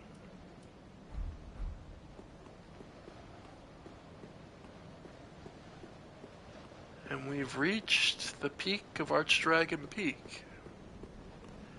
Yet, there are still mysteries left to be probed.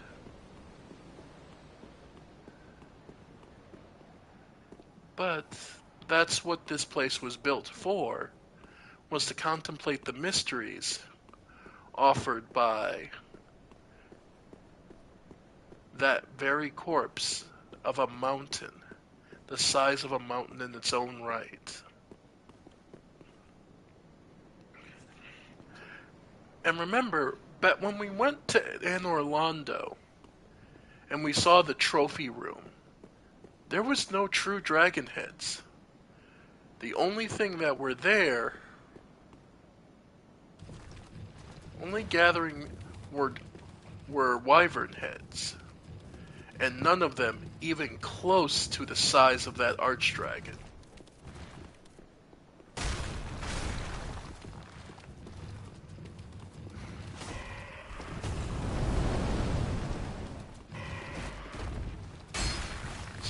Which begs the question,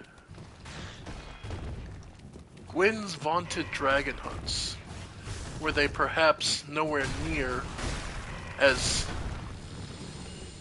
exhaustive as stories would tell us they are?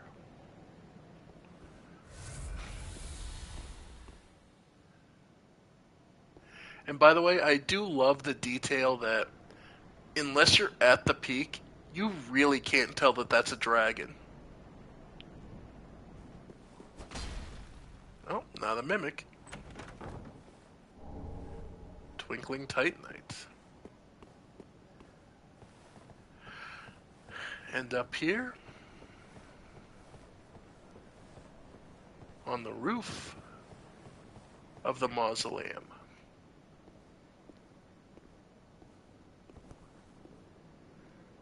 another hovel, looking over the corpse of a wyvern. Another ancient felled.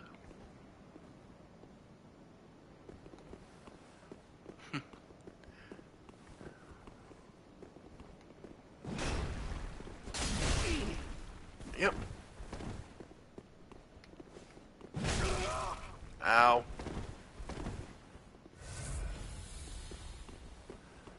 Alright. Yep, got me.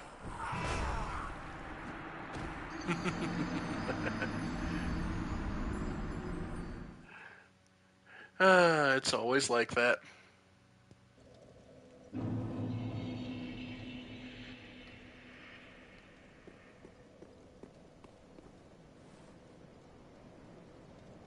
Alright.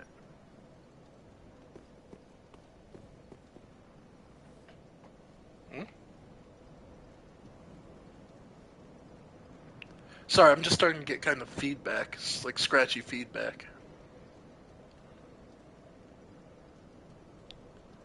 Trying to see if it's just me or if it's the game. Or if it's like my headset.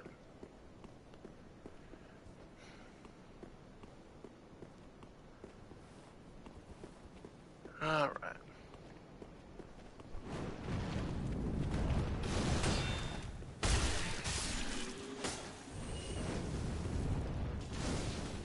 Yeah, I think it's just my headset's the connection starting to mess with me.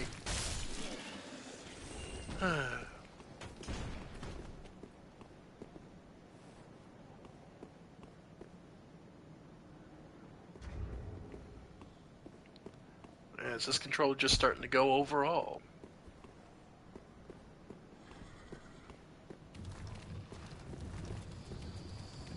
Alright.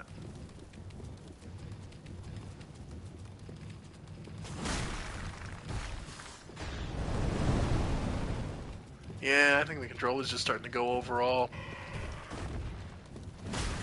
No, because I'm getting nothing. I'm starting to get staticky feedback.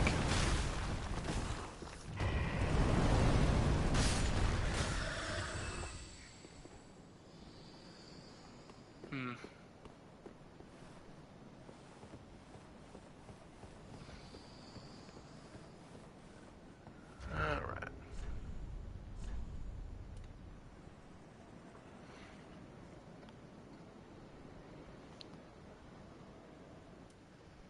Let's go... Let's go with the Earthfell Straight Sword for this. Another... After all, this is another Hovel cosplayer.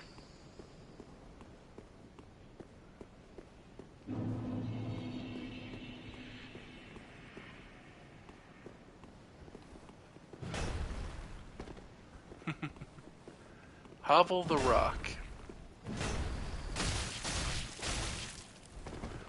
Cut from the heavy stone that his weapons and equipment are carved from. Yep.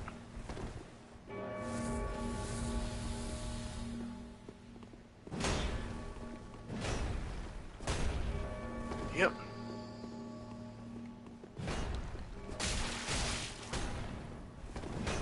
Yep. Yep. Managed to break his stamina, so at least that's a good sign. I do love that it is a silent prayer. Now the upside is here, while we're waiting for this stone to wear off, because we can't hit him worth a damn while it's up. And honestly, you're just gonna be hurting yourself.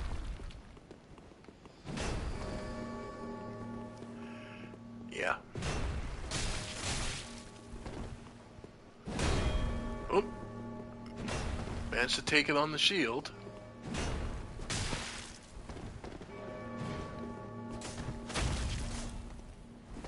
Yep. Havel is an interesting figure, because he's actually, I believe if I remember right, he was the head priest under Gwyn.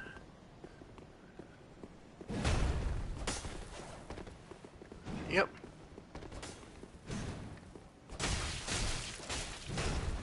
So he was one of those resolve types. Now, interesting thing is, do you believe these are this one is the actual Havel the Rock? After all, we saw him being summoned by others. And another Titanite slab.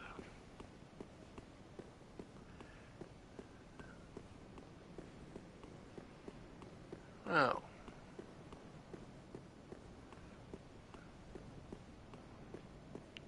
We've made our ways through.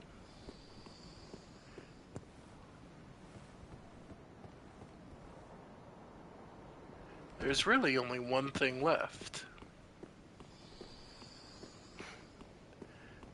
And we might as well at least we'll show it off. Even if it's it is the hardest fight in the game. But before we do that, let's head back, put our souls to some work, and yeah, no.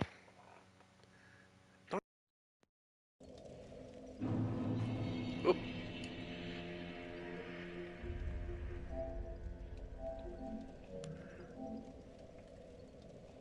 Sorry about that, folks. Was trying to adjust the microphone. I guess I pulled it out too much. Sorry. Well, at least that seemed to stop the crackling. Alright. Welcome. Very then take. Alright. Farewell, Ashen One. May the I doubt we'll win, but I'll at least show off the fight. But before we do anything else... Oh, right. Let's give her the ashes. Ah, how The dragon chaser. gracious. Let I only her. And the Gracious, captains. let I own her. So, let's see. What's new? We now have unlimited access to Large Titanite and Chunks, Twinkling Titanite, and Titanite Scales. So we have access to pretty much every stone we need. Oh, even Refined Gems. Nice. She has 3 of them anyway. Weaponry, nothing too fantastic. The Undead Legion set, which is a decent medium. Morn's Helm for unusual helm bestowed upon the Knights of Kareem, modeled on Morn, the Archbishop's apostle. The helm is the perfect likeness to the stone heads lining the cathedral. A Kareem knight will dedicate an entire career to attending a single maiden, just as Morn once served one goddess alone. Or the Millwood Knights. Knights of Millwood, adorned with antlers believed to grow from the blessed beast of the ethereal oak. Call back to Elden Ring before Elden Ring. No corpses were discovered. The only thing left was the ethereal oak stood rotting. No corpses were discovered, yet their belongings lay neatly on the ground. The dancers set. The mirage-like Aurora Veil is said to be an article of the old gods, permitted only for direct descendants of the old royal family. Which makes sense, considering Irithyll, by and large, was ruled by descendants of... Okay. The events of Irithyll are kind of interesting to piece together. Because you have to remember, Irithyll is built at the foot of Anor Londo. It was built as a power to hide Anor Londo after it had been desecrated. Because near as I can figure, the only thing that makes sense is what I did in Dark Souls 1, which is somebody pulled down the image of Guinevere. They shot it, revealing that Gwendolyn was the one actually in charge. When that image and mirage of holy light fell apart, Gwendolyn was forced to step forward and take control. If I had to imagine, eventually Gwendolyn became a ruling power and left it to others. That leads us to, created a royal family and distinguished them with blessings like this veil for them to rule over the Boreal Valley. That would make sense and would hold place until Pontiff Sulivan came to power, who then managed to capture Gwendolyn to offer to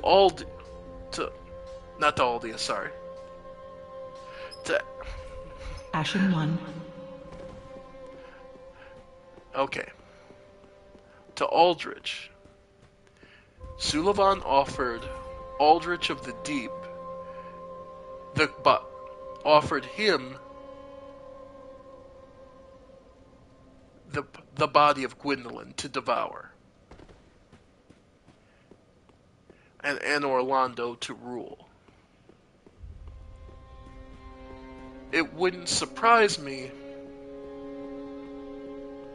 if Sulivan had also managed to coax Yorm into going home to the profane capital to witness that there was nothing left of his legacy, that he was died and mocked and considered nothing more than a trivial fool. It wouldn't surprise me if Pontiff Sulivan was the one who released the darkness that was High Lord Wolnir to taint the Undead Legion, causing them to turn on each other and be unable to act as a lord would. They knew they wanted to sit the throne, probably. They would have offered themselves up for the sacrifice. But unfortunately, the way things turned out, they couldn't offer themselves united, because one of them was always tainted by corruption, and so the infighting never ended until we ended it. The most stubborn and hard to get to, Holy King Lothric, last hope of his line.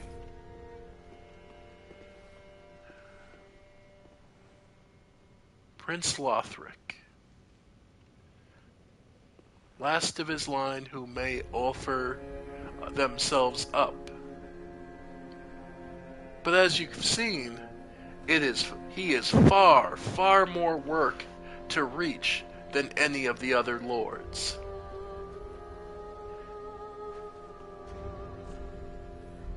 Still, we'll keep trying.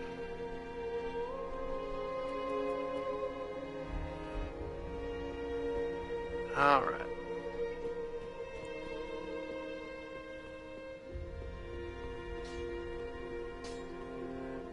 Oh, you've returned. I was hoping to see you. Well, That crestfallen ass Hawkwood, he handed me this. oh, He's changed a great deal since he left this place. Graven of face, he asked me to give it ye. Hawkwood's Well, swordgrass. now that that task is concluded, what would you have me? Let's see. What could we improve? Yeah, no. It would have to, the first weapon I want to max out next is Irithyll's straight sword. Yeah, we might as well get the chaos daggers up. The hammer. And let's go. Yeah. Next one will probably be the Great Lance.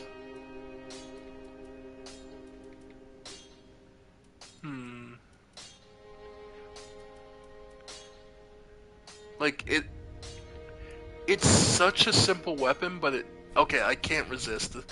The javelin is really good.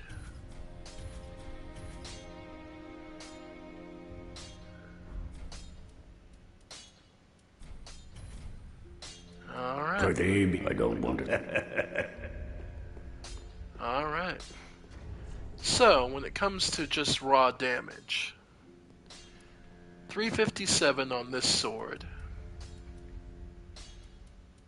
474 on the Wolf Knight, 295 on the Javelin, and 412 on the Hollow Great Lance. We've got some impressively high attack power. Now, I'm not going to promise anything with regards to what's about to happen, because this fight can be the limit for a lot of people.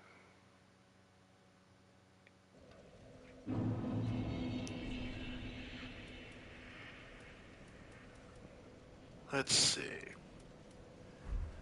Let's start with... Yep. Okay, we'll start basic.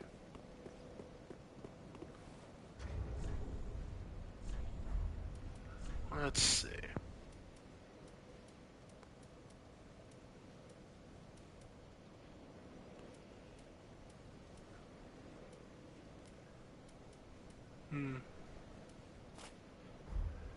We'll go the Lothric Knight.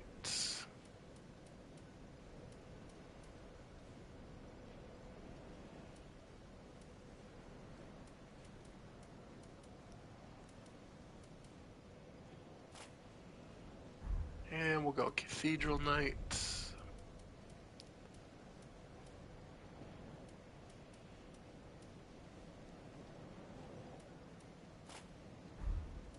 Fallen Knight.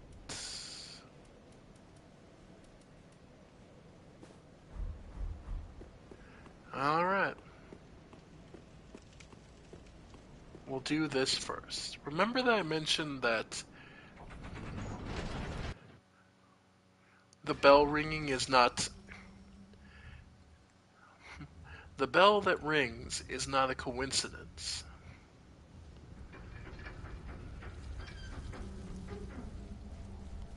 Every time you hear it ring,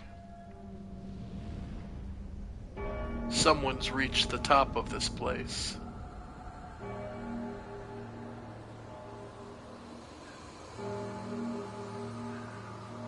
And ringing the bell calls forth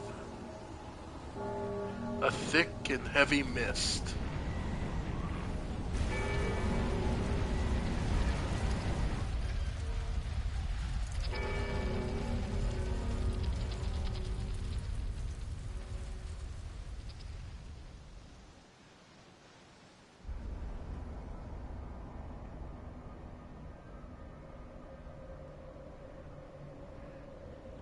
And on these storm clouds,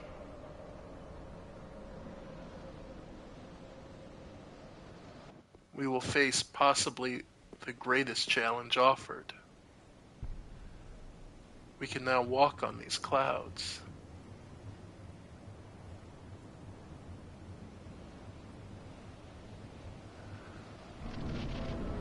And through the fog we find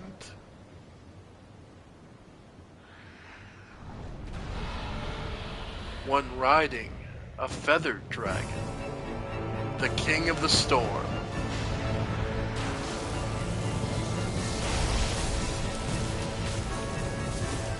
Alright. Yep. Ow. And that's why you... That's why... Yep. Yep. Okay. First thing to do, get your lock-on right. I've been trying to get it the entire time. Okay. Don't lock on to the actual dragon. Lock on to the king riding the back. Time your dodges.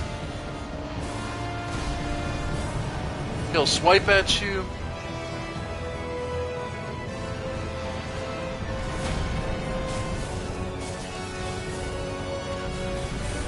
Yep. I love the music. Alright. Took it on the shield, so we're pretty good right now.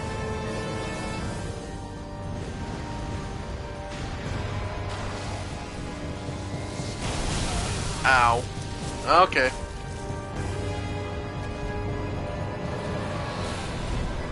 Yep. Get out of there, get out of there, get out of there. Okay. Alright.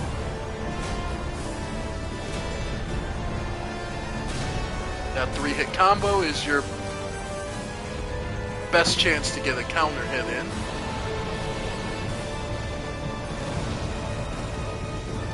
Alright. Note that trying to hit the dragon's head can be a little tricky.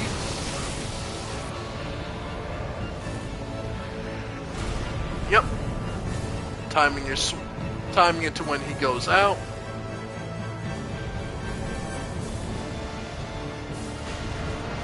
Alright. Ow. It can be a little rough trying to get that timing right.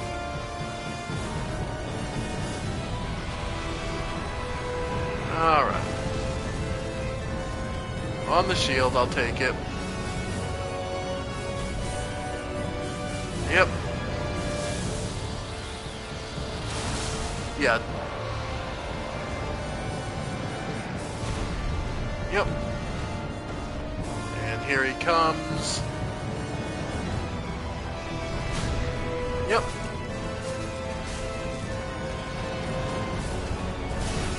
Got it. Okay. First phase down.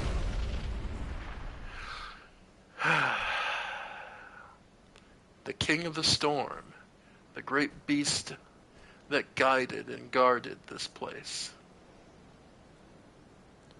I love this moment where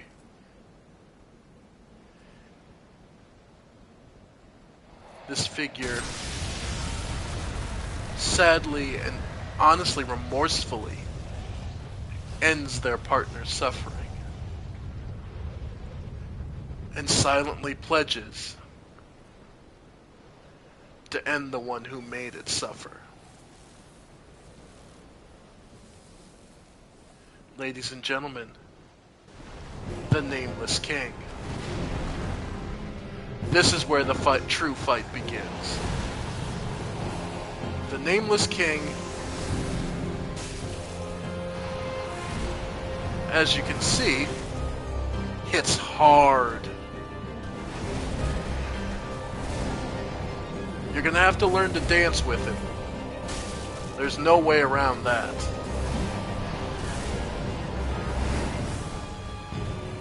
Yep. And note he staggers his moves so well.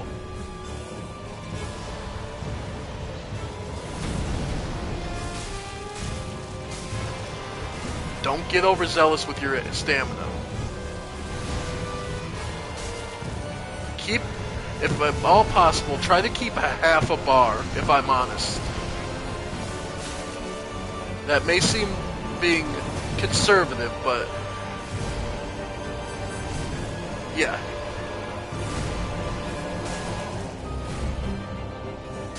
I'm not kidding. Save half a bar if you can.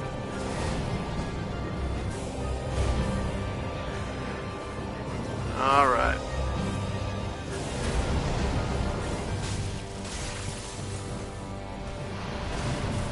Yep.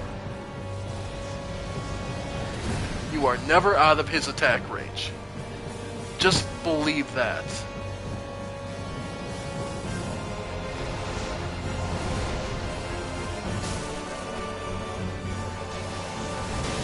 Yep. And that's gonna suck. Yep. I tried to get it. Rolled a little too soon.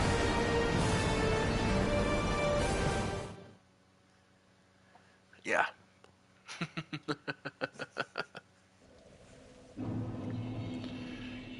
And yeah. That is the Nameless King fight. It is a 2-phase fight. No, you cannot skip any part of it.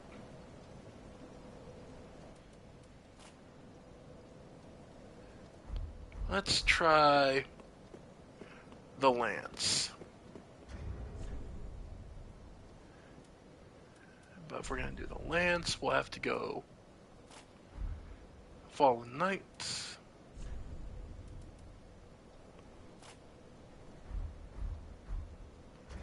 And actually, would we be able to get away with the...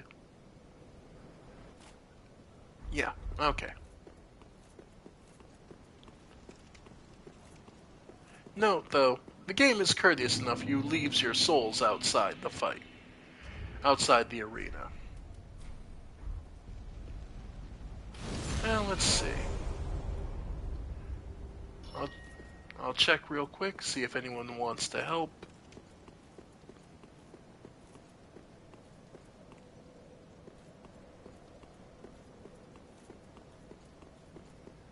I doubt it. This is one of those fights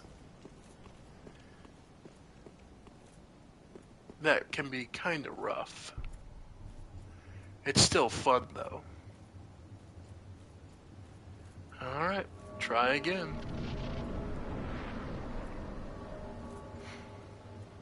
And yes, you have to do both phases. If you only had to do one after you've cleared it, it wouldn't make this fight anywhere near as difficult as it is. Yep.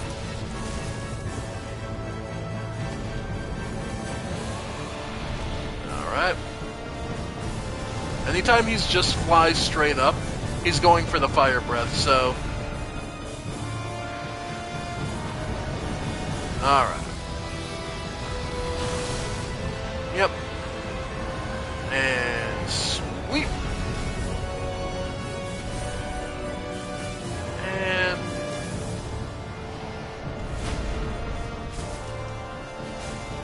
nice. Alright.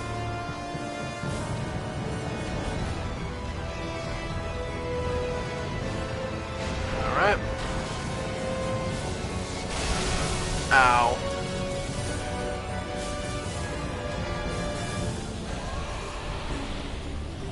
Alright. And if you can get inside the curve of this.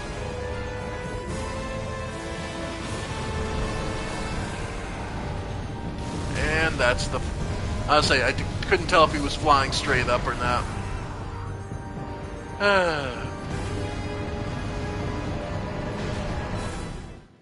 But yeah, folks, that's the Nameless King fight. A character who was alluded to, but was left in mystery for all of us for a long time.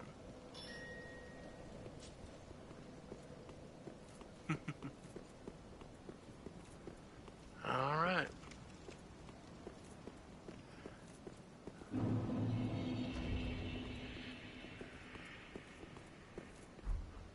Seriously, stop it. Okay. Let's see. So we tried the Irithyll. Yeah, Wolf Knight Greatsword, why not? Give it a few tries and we'll leave it be for then. After all, we're far from the point of being done with this game.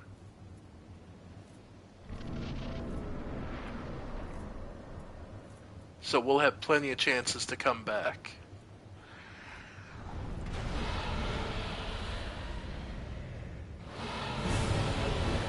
Alright.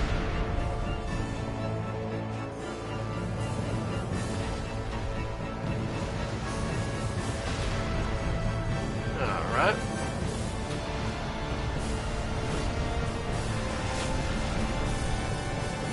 Nice.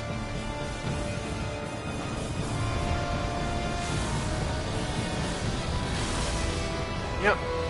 There is no place to hide, as you might expect.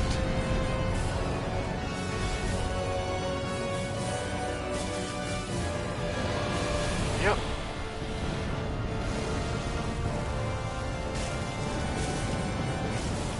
Nice. Okay, run away, because he's probably about to do the fire breath. Okay. Figured.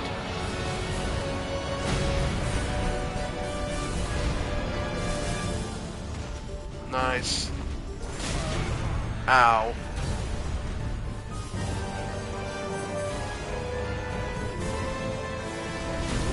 Yep.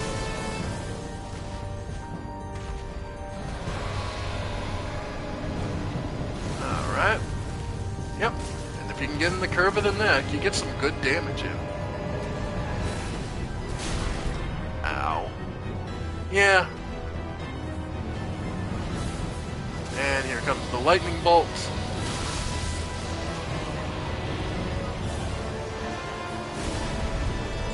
Yep.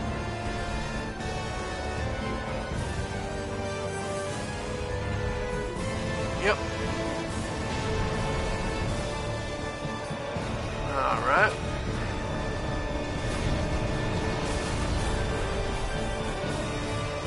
Yep.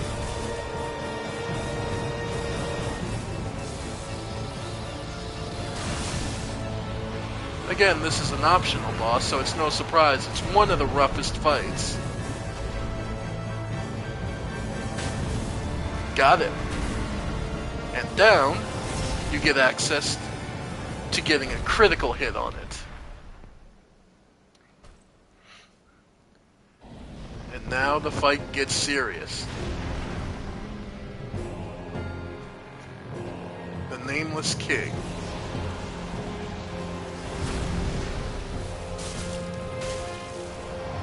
Yep. I think I saw a video the other day of someone had put the Nameless King up against Melania.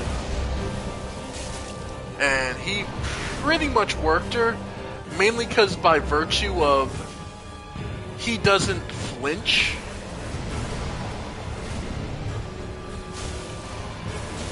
Yeah.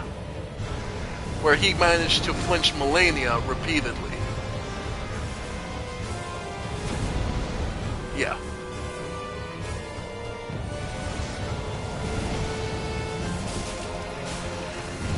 Yep. Alright. I'm not kidding about that whole keeping your stamina in check.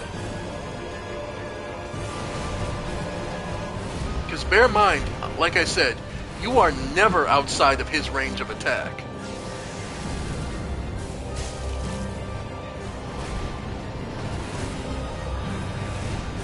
This guy is what Ornstein This is the guy Ornstein learned his moves from, so it makes sense.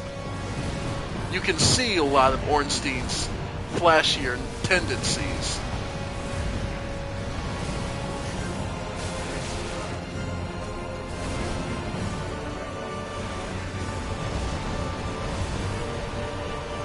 Alright. Like I said, you are never outside of this guy's range of attack, and you never will be. Alright. Nope. Heal up. I'm gonna tell you right now, I've never gotten really good at dodging that, so I honestly just take it on the shield.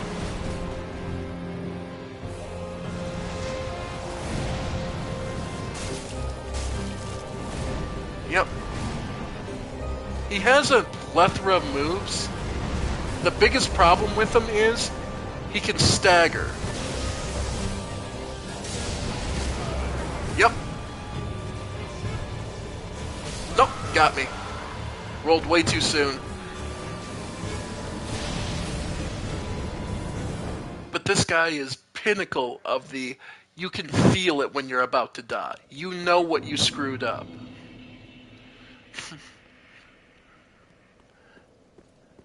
But on the upside, this is where we can say we've definitely seen most of what Archdragon Peak has to offer. We still have to plumb the depths of the Grand Archives. And we still need to lay low the champion of the untended graves. Let's give him a shot.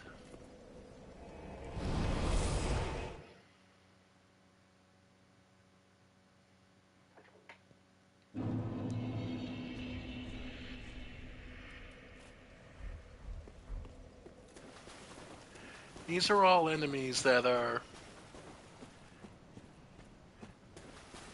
the true endgame threats. And technically speaking, we've not fully reached endgame. We've not hit the absolute depths.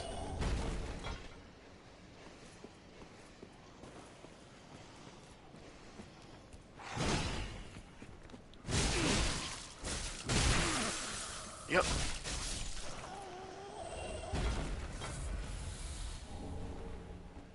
We've not actually hit the absolute depths of Lothric Castle and what may lay beyond it.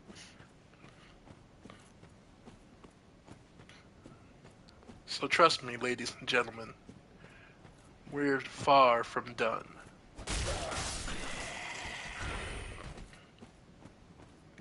We've a great amount of strength yet to gain.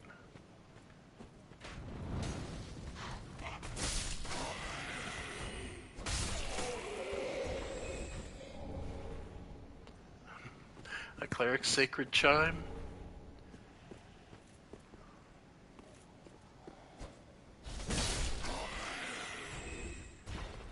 Yep, maxed out Irithyll Greatsword. Irithyll Shortsword is pretty good.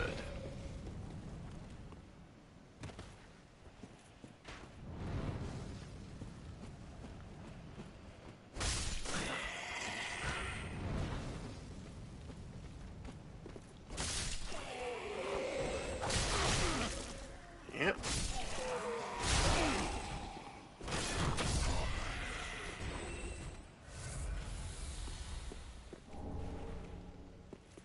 Well, let's see. Anyone looking to get some revenge?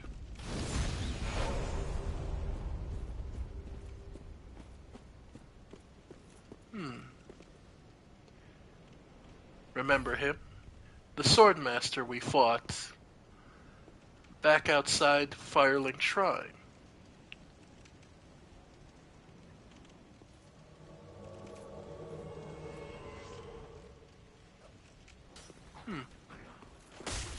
Oh, and there he goes. Okay, next time I try to summon him, I'll... Alright.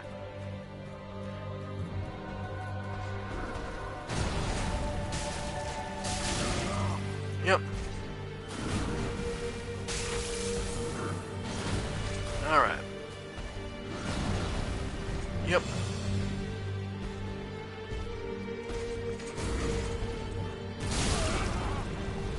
Yep.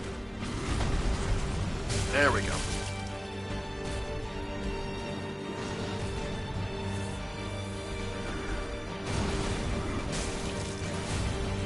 There we go. There we go. Yep.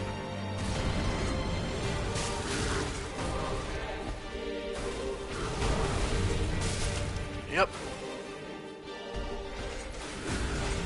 Much like the Nameless King, you're never outside of Gundir's attack range. Yep. Or rather, the arena's small enough you're never going to be able to fully escape him. So it's all in... Ow. Yep. Okay. Okay. Alright. Yep. Get away from there. Alright.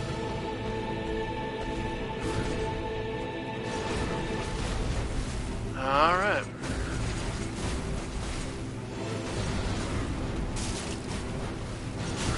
Ow. That combo always gets you. Yep, and... Okay. I need to get my stamina back, so...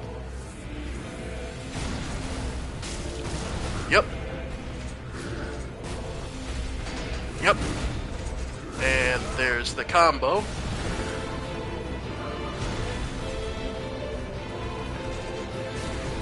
Each stomp of his foot can be devastating.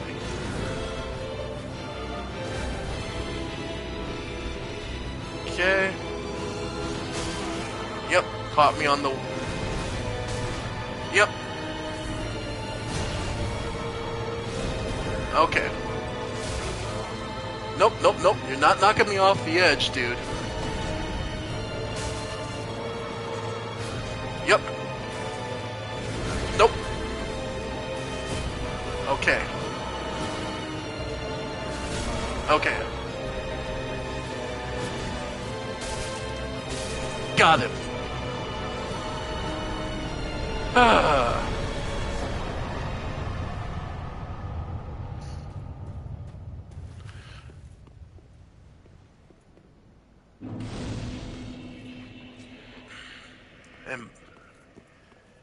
And there we are.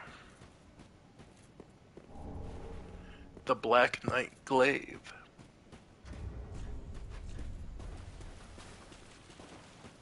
Which is... Game, stop. Black Knight Glaive. Glaive of the Black Knights who wander the lands, used to face chaos demons. The unique attack of this glaive greatly reduces enemy poise, reflecting the tremendous size of the enemies the knights have fearlessly faced. One of those truly devastating weapons.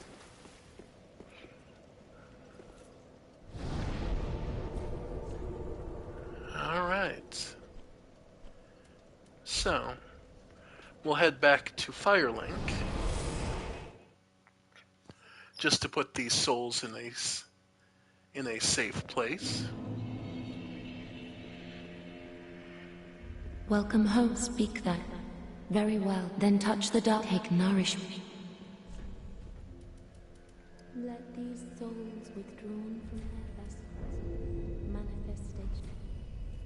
Farewell, may the flame. Alright.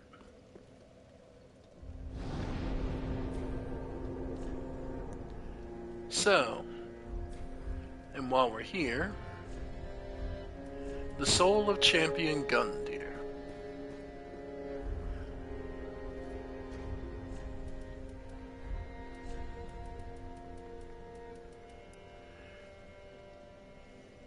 Once a champion came late to the festivities and was greeted by a shrine without fire and a bell that would not toll.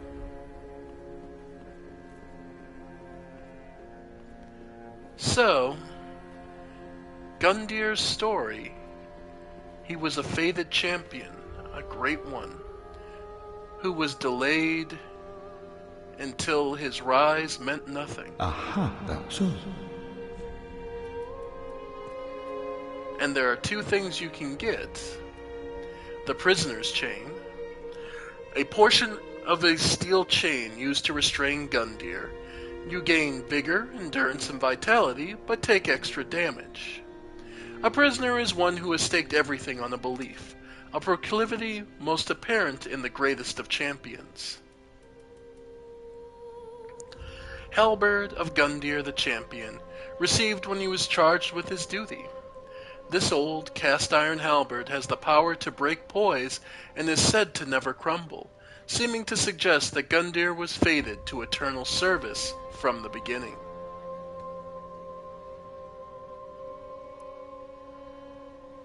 Note, it's a very strength-focused halberd, and I think we will take that. Note that it has 500 durability, Now, but much like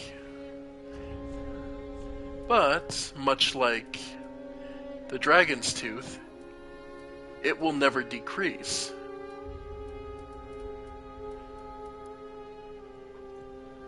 That will never break.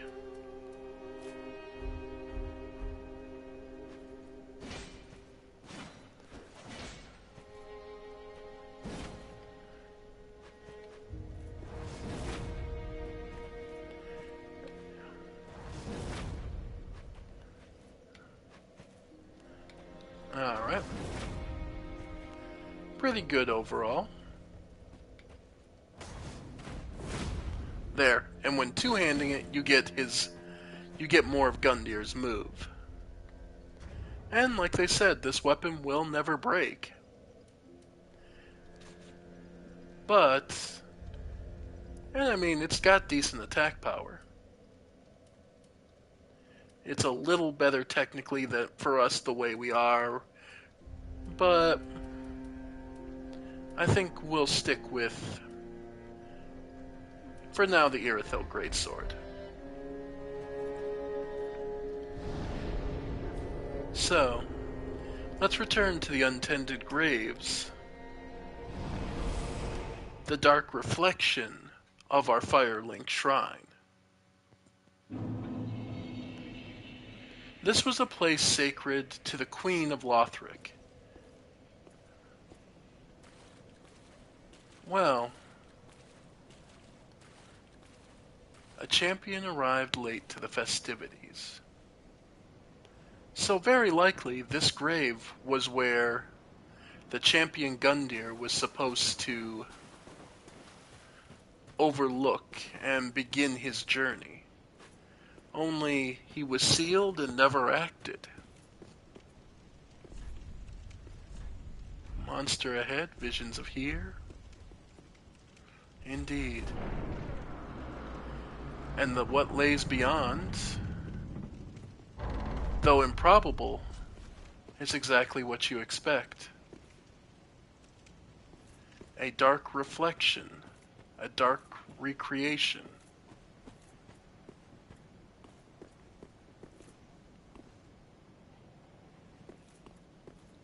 Of Firelink Shrine. Guarded not by those, guarded by black knights.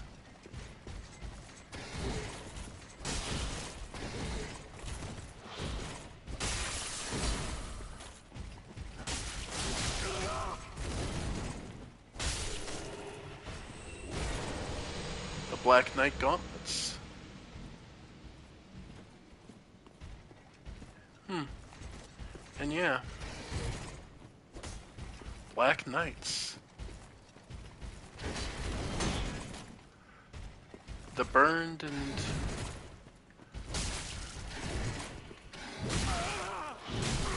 Oof. The burned remnants of the Knights of Gwyn that persist even in the darkest.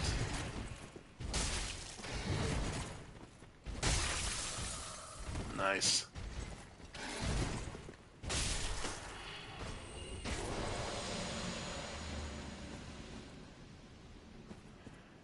Though as hard as their blades bite, our icy blade bites deeper.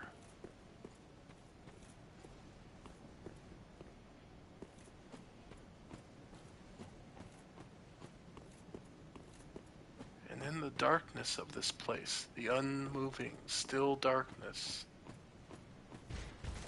Oh. Oh, great axe version. Okay. Yeah, one of the bigger threats for this area is honestly just getting pushed off by these guys.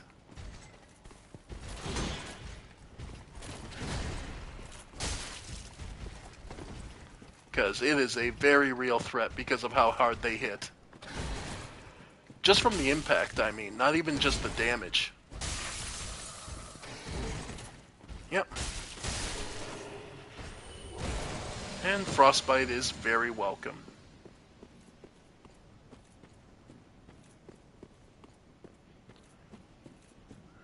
But the Hornet Ring. I believe that's counterattack for Spears boost.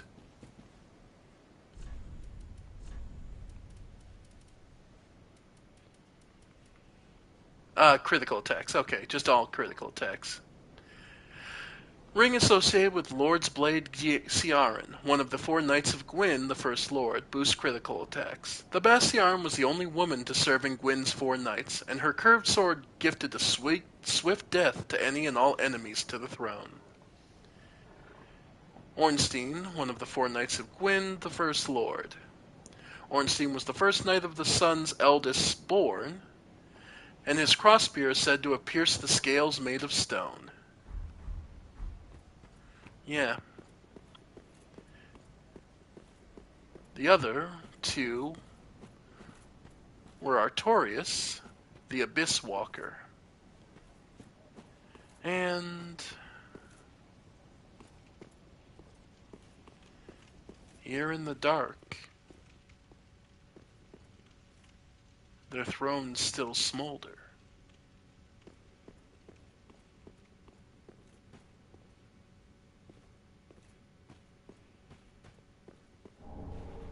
A coiled sword fragment.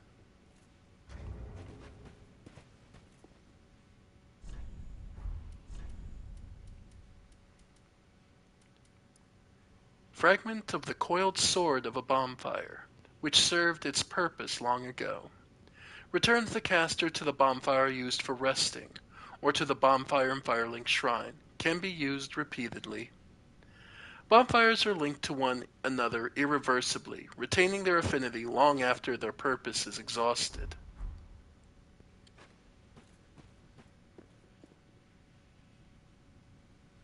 This place is quiet, ominously so. But there remains one figure still here.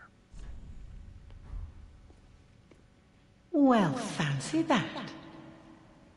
A lost lamb wandereth in, with nary a peep from the bell. Well, thou shouldst my purpose know. What can this old handmaid provide thee? All the same, she has a shop. And all the same, she offers something unique. The Wolf Knight Helm. Helm of a knight tainted by the dark of the abyss. The twilight blue tassel is damp, and will ever remain so. A vanquished knight left behind only wolf's blood and his legacy of duty. The undead legion of Farron was formed to bear his torch, and the armor of the Abyss Watchers suggests their own eventual end.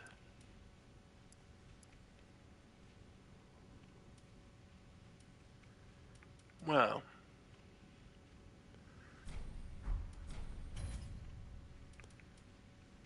and a ring engraved with the portrait of the High Priestess increases faith.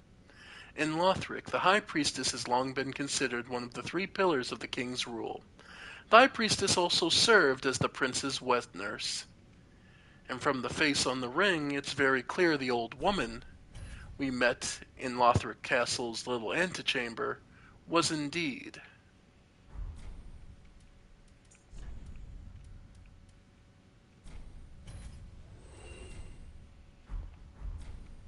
Let's see.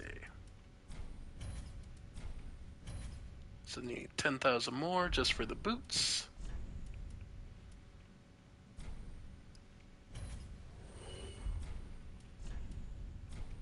Nice. Alright. To skirt the curse's grasp. Tarry not for long, 'tis dark for now, and not a soul stirs. But remember, fires are known to fade in quiet. Or perhaps that, like the poor girl. To skirt tarries, or like the poor. Best not. The handmaiden. And here we find, at the smith, a blacksmith's hammer. Metal hammer passed down among blacksmiths of the shrine. Serves as a strike weapon, but also excels at reducing poise and breaking the guard of a shield. Of course, the hammer's true potential is realized in the hands of a blacksmith. And this is basically the really good hammer from Dark Souls 2. Like, if you don't need much to wield it, but that C strength scaling can make it turn this into a devastating thing. And with perseverance as its skill, you can really just sit back and just slap enemies. But yeah. So the Untended Graves is a remnant of a lost version. Meaning, this seems wrong. Indeed. The eyes of a firekeeper.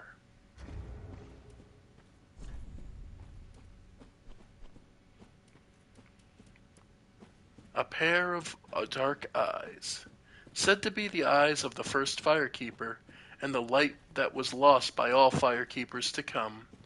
It reveals to the sightless firekeepers things they should never see. Bloodstained Swordgrass of Hawkwood, deserter of the Undead Legion. Traditionally, the Undead Legion Fair sends the gravest of message using swordgrass. Come to the mausoleum in Farron. Only one can take the path of the ancient dragons.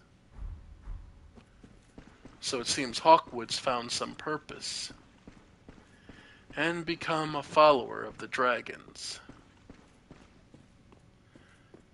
Well, better that than lost and forlorn forever, I suppose.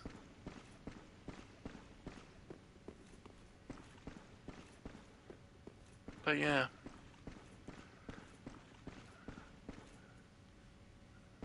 There's nothing here.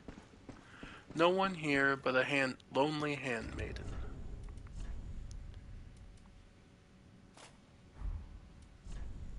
And it seems only fair with us wielding his sword.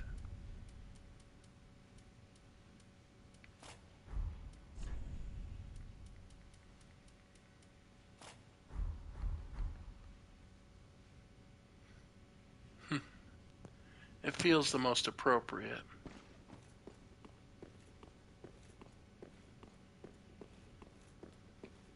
And note on the backs of these chairs, Yorm, the giant of the profaned capital, Watcher of the Abyss,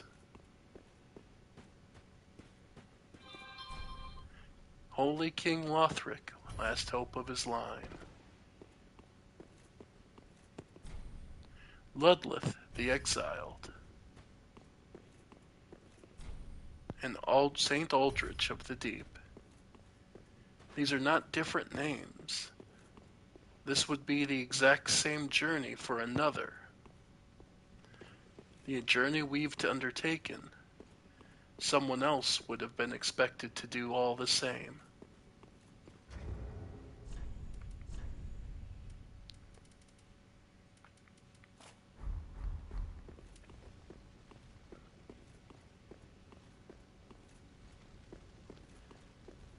Bear that in mind, that this journey we're on is because Gundyr was tricked and rendered unable to persist in the journey.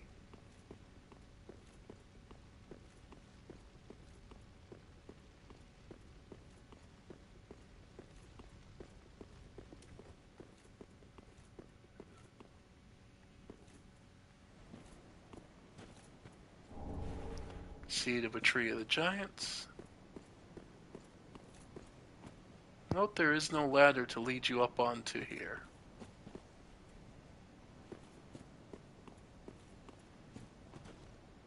And the door will not open for you.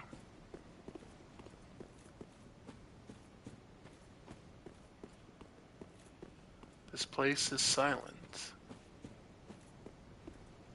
quieter than even a tomb. No, this is the stillness of non-existence. It is my true belief that the Queen of Lothric was another shard of Manus, and that her full intention was to return all to this.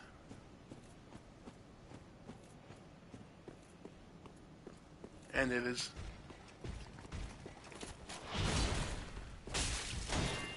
alright. There we go. She had every intention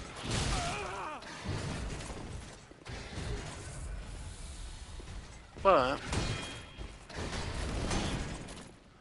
I believe Lothric, now king, once prince, now King Lothric technically, because Osiris has proven himself incapable of ruling,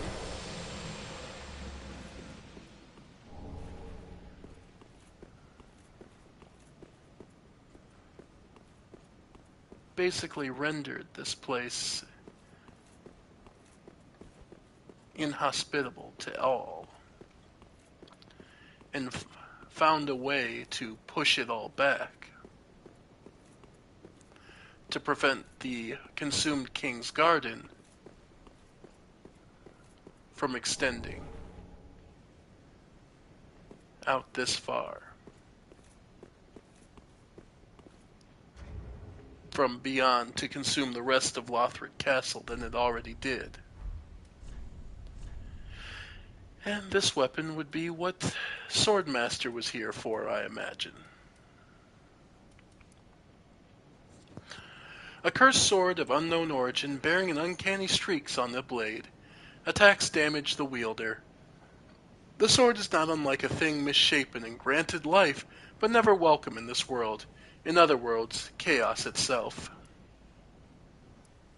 Your high dexterity weapon, again, you do lose HP as you strike, but if you kill them faster than they kill you, well, you win in the end. Still, that is this place, the untended graves, the abyss that seeped out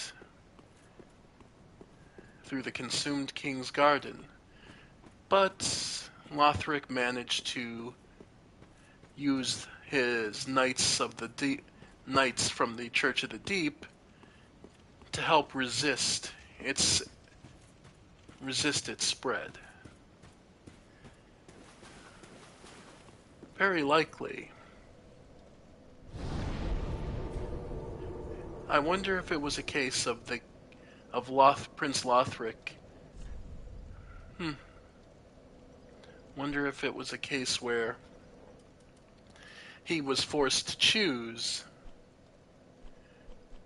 He was pushed with the spread of the darkness, and the return of the curse was probably pushed to, how do I want to put it? He was being pushed to link the fire. And not wanting to,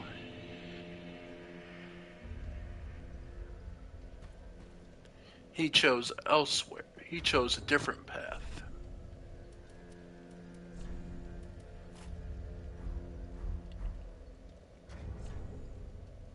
Yep. It's definitely a very awesome look.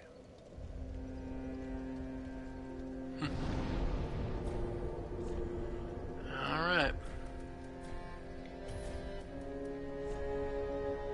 So that's one more place to go down. But we also were challenged. The Abyss Watchers.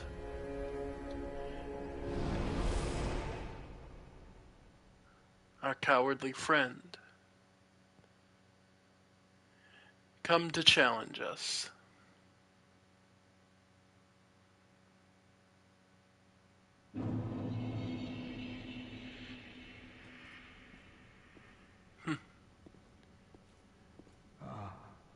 This is unexpected.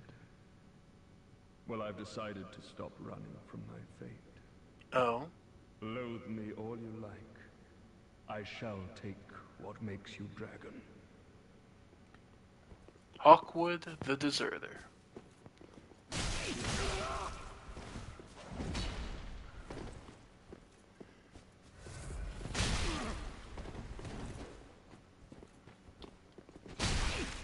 Yep. Getting to see what makes the undead.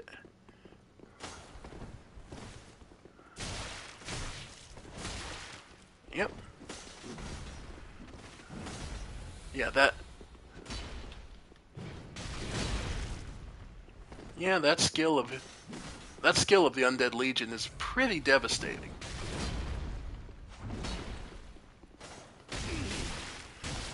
Basically, that dagger gives him a free combo shot half the time.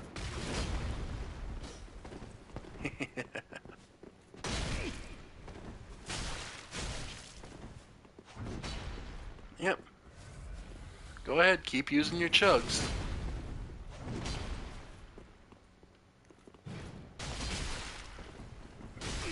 Ow.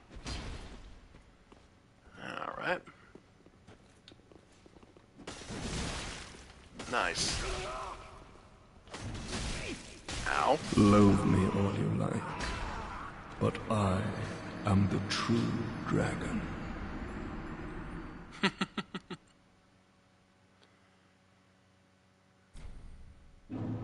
Twinkling Dragon Torso now belongs to the champion. I'll always love this. He does steal it from you. This shall be as the true dragon.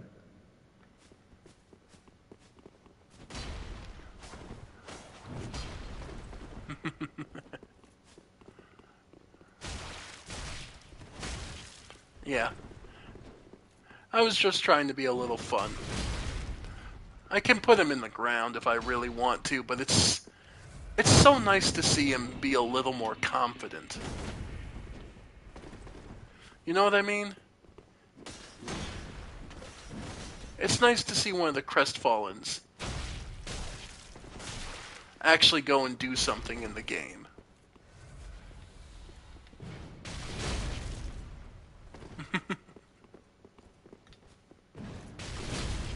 Yeah.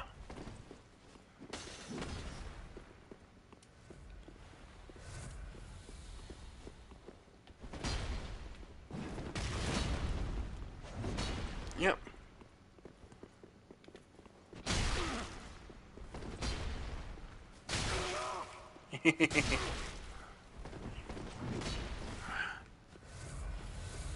By the way, buddy, I've still got a ton of chugs left, so I hope you do too. Good.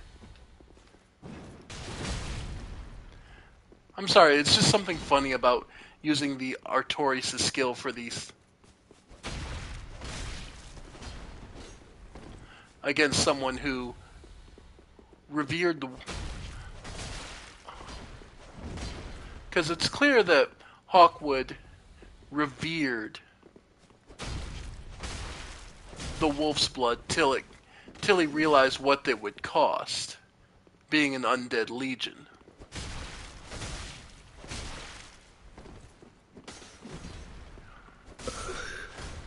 You are a dragon. More dragon than I.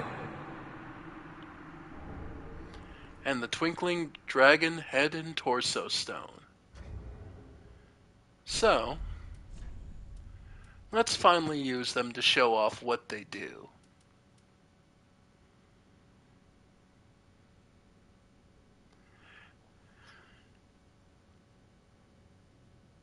The road to the old dragon is long and arduous, and only one can complete the journey. Oh, right, you can't be wearing, I believe you can't be wearing chest or head armor.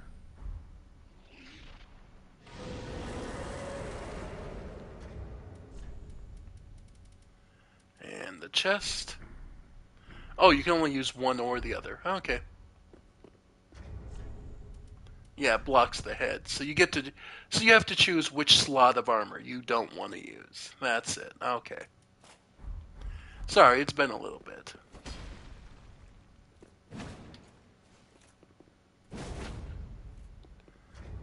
Now, if I remember right, it's if you take off the sword.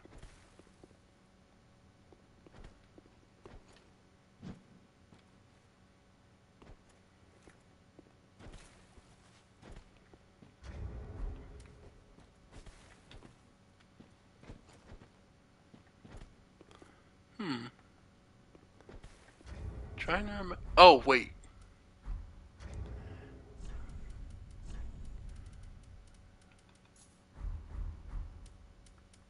Yeah.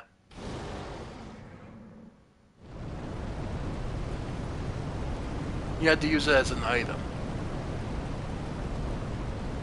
Note that it eats up your stamina, not your FP.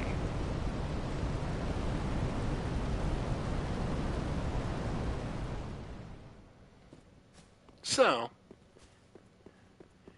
and it does damage based on what your fire bonus was, if I'm not mistaken, so in our case it won't be anything too spectacular. But, just to show it off.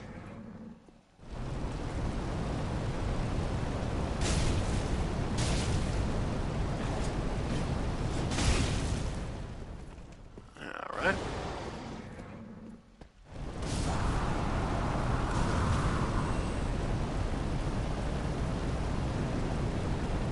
Yeah, like you see, it's a little finicky to aim.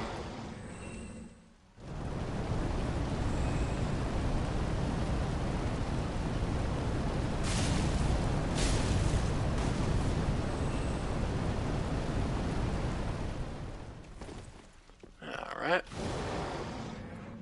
Takes a long time to set up. It's not truly that great.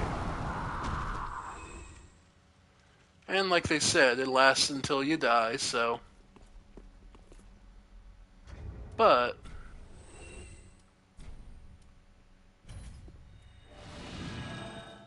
Let's see, does this count as death? I never remember.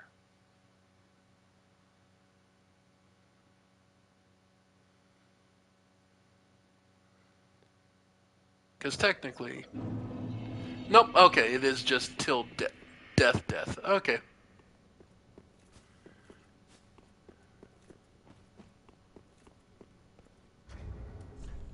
Which, you know what? A good excuse as any to start using these dung pies up. See if I can build up enough toxic to kill myself.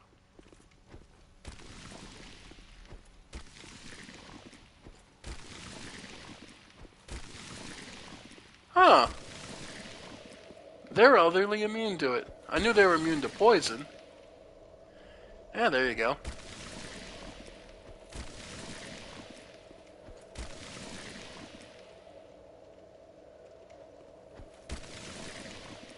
Yeah. But there you go. I did not realize they were completely immune to poison. Alright.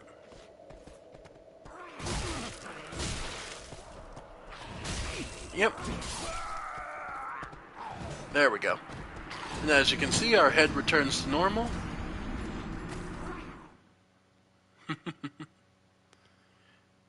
So, that was the power of the dragon's head. I believe we have to take it off, and then for the dragon torso. Oh, is it the head as well?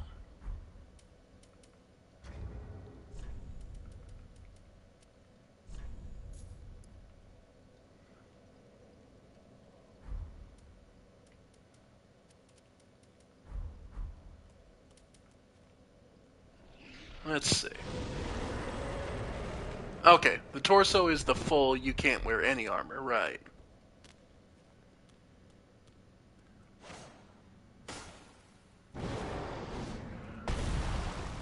Yeah. Note you get an attack buff for using the stone.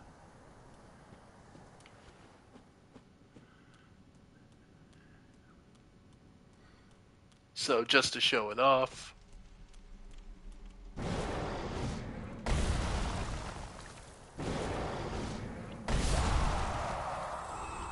It is... Yeah, it hits pretty damn hard. But it does leave you incredibly vulnerable.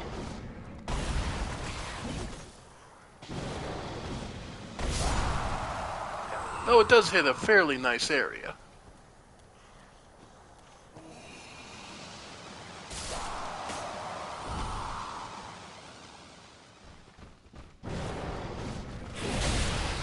Yep. And again, uses up a good amount of your stamina. But...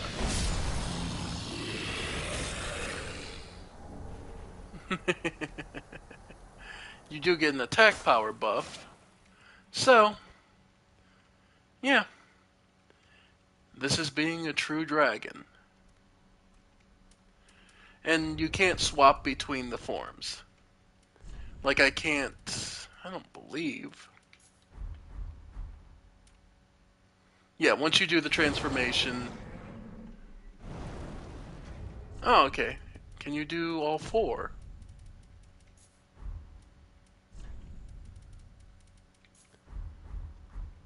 Let's see. Twinkling. Yeah. It's not as good. Obviously, and that just gives you the quick buff instead of the claw attacks, so... Yeah. That's not bad, honestly. So... Okay, so yeah, having all four stones can give you quite the attack boost. Because let's see.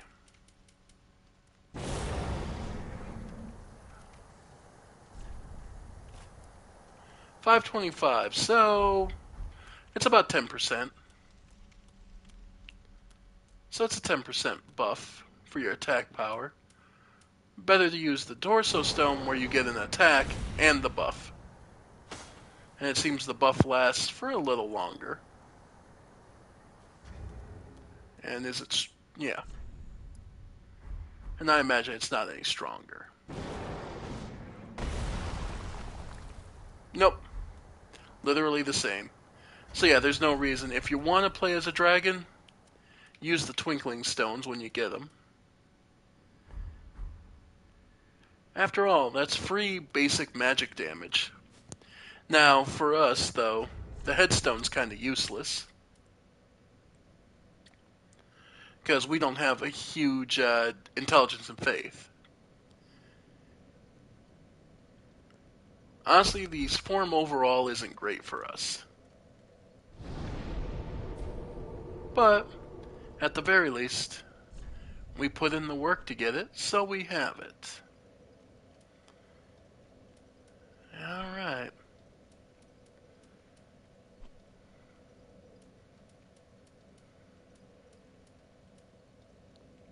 Just trying to think of anywhere else. Cause, yeah. We've seen both of these secret areas. The Great Belfry and the Untended Graves. So all that's left is to push through the Grand Archives and beyond in the painted world of Ariandel. But that'll be for next time. I've been going for a while and I'm starting to get kind of tired. So I want to thank you all for joining me. I have been the Ephemeral One, and this has been more of Dark Souls 3. Thank you all for joining me, and I'll see you next time on this or something else. And I just want to say that if you guys want me to have, if you feel free to ever drop a comment or suggestion on different games you want me to play. The Souls series has just always been one near and dear to my heart. So, that's why I've been playing them a bit too much. Trust me, I will not be only a Souls player. That is not my intention and never will be the thing. It's just this year as we come to the end of it was a year of a lot of pain and trying to discover something better for myself. I don't know if I found it, but at the very least I'm still pushing forward. So, thank you all for joining me. I'll see you next time. Bye for now, folks. Bye for now.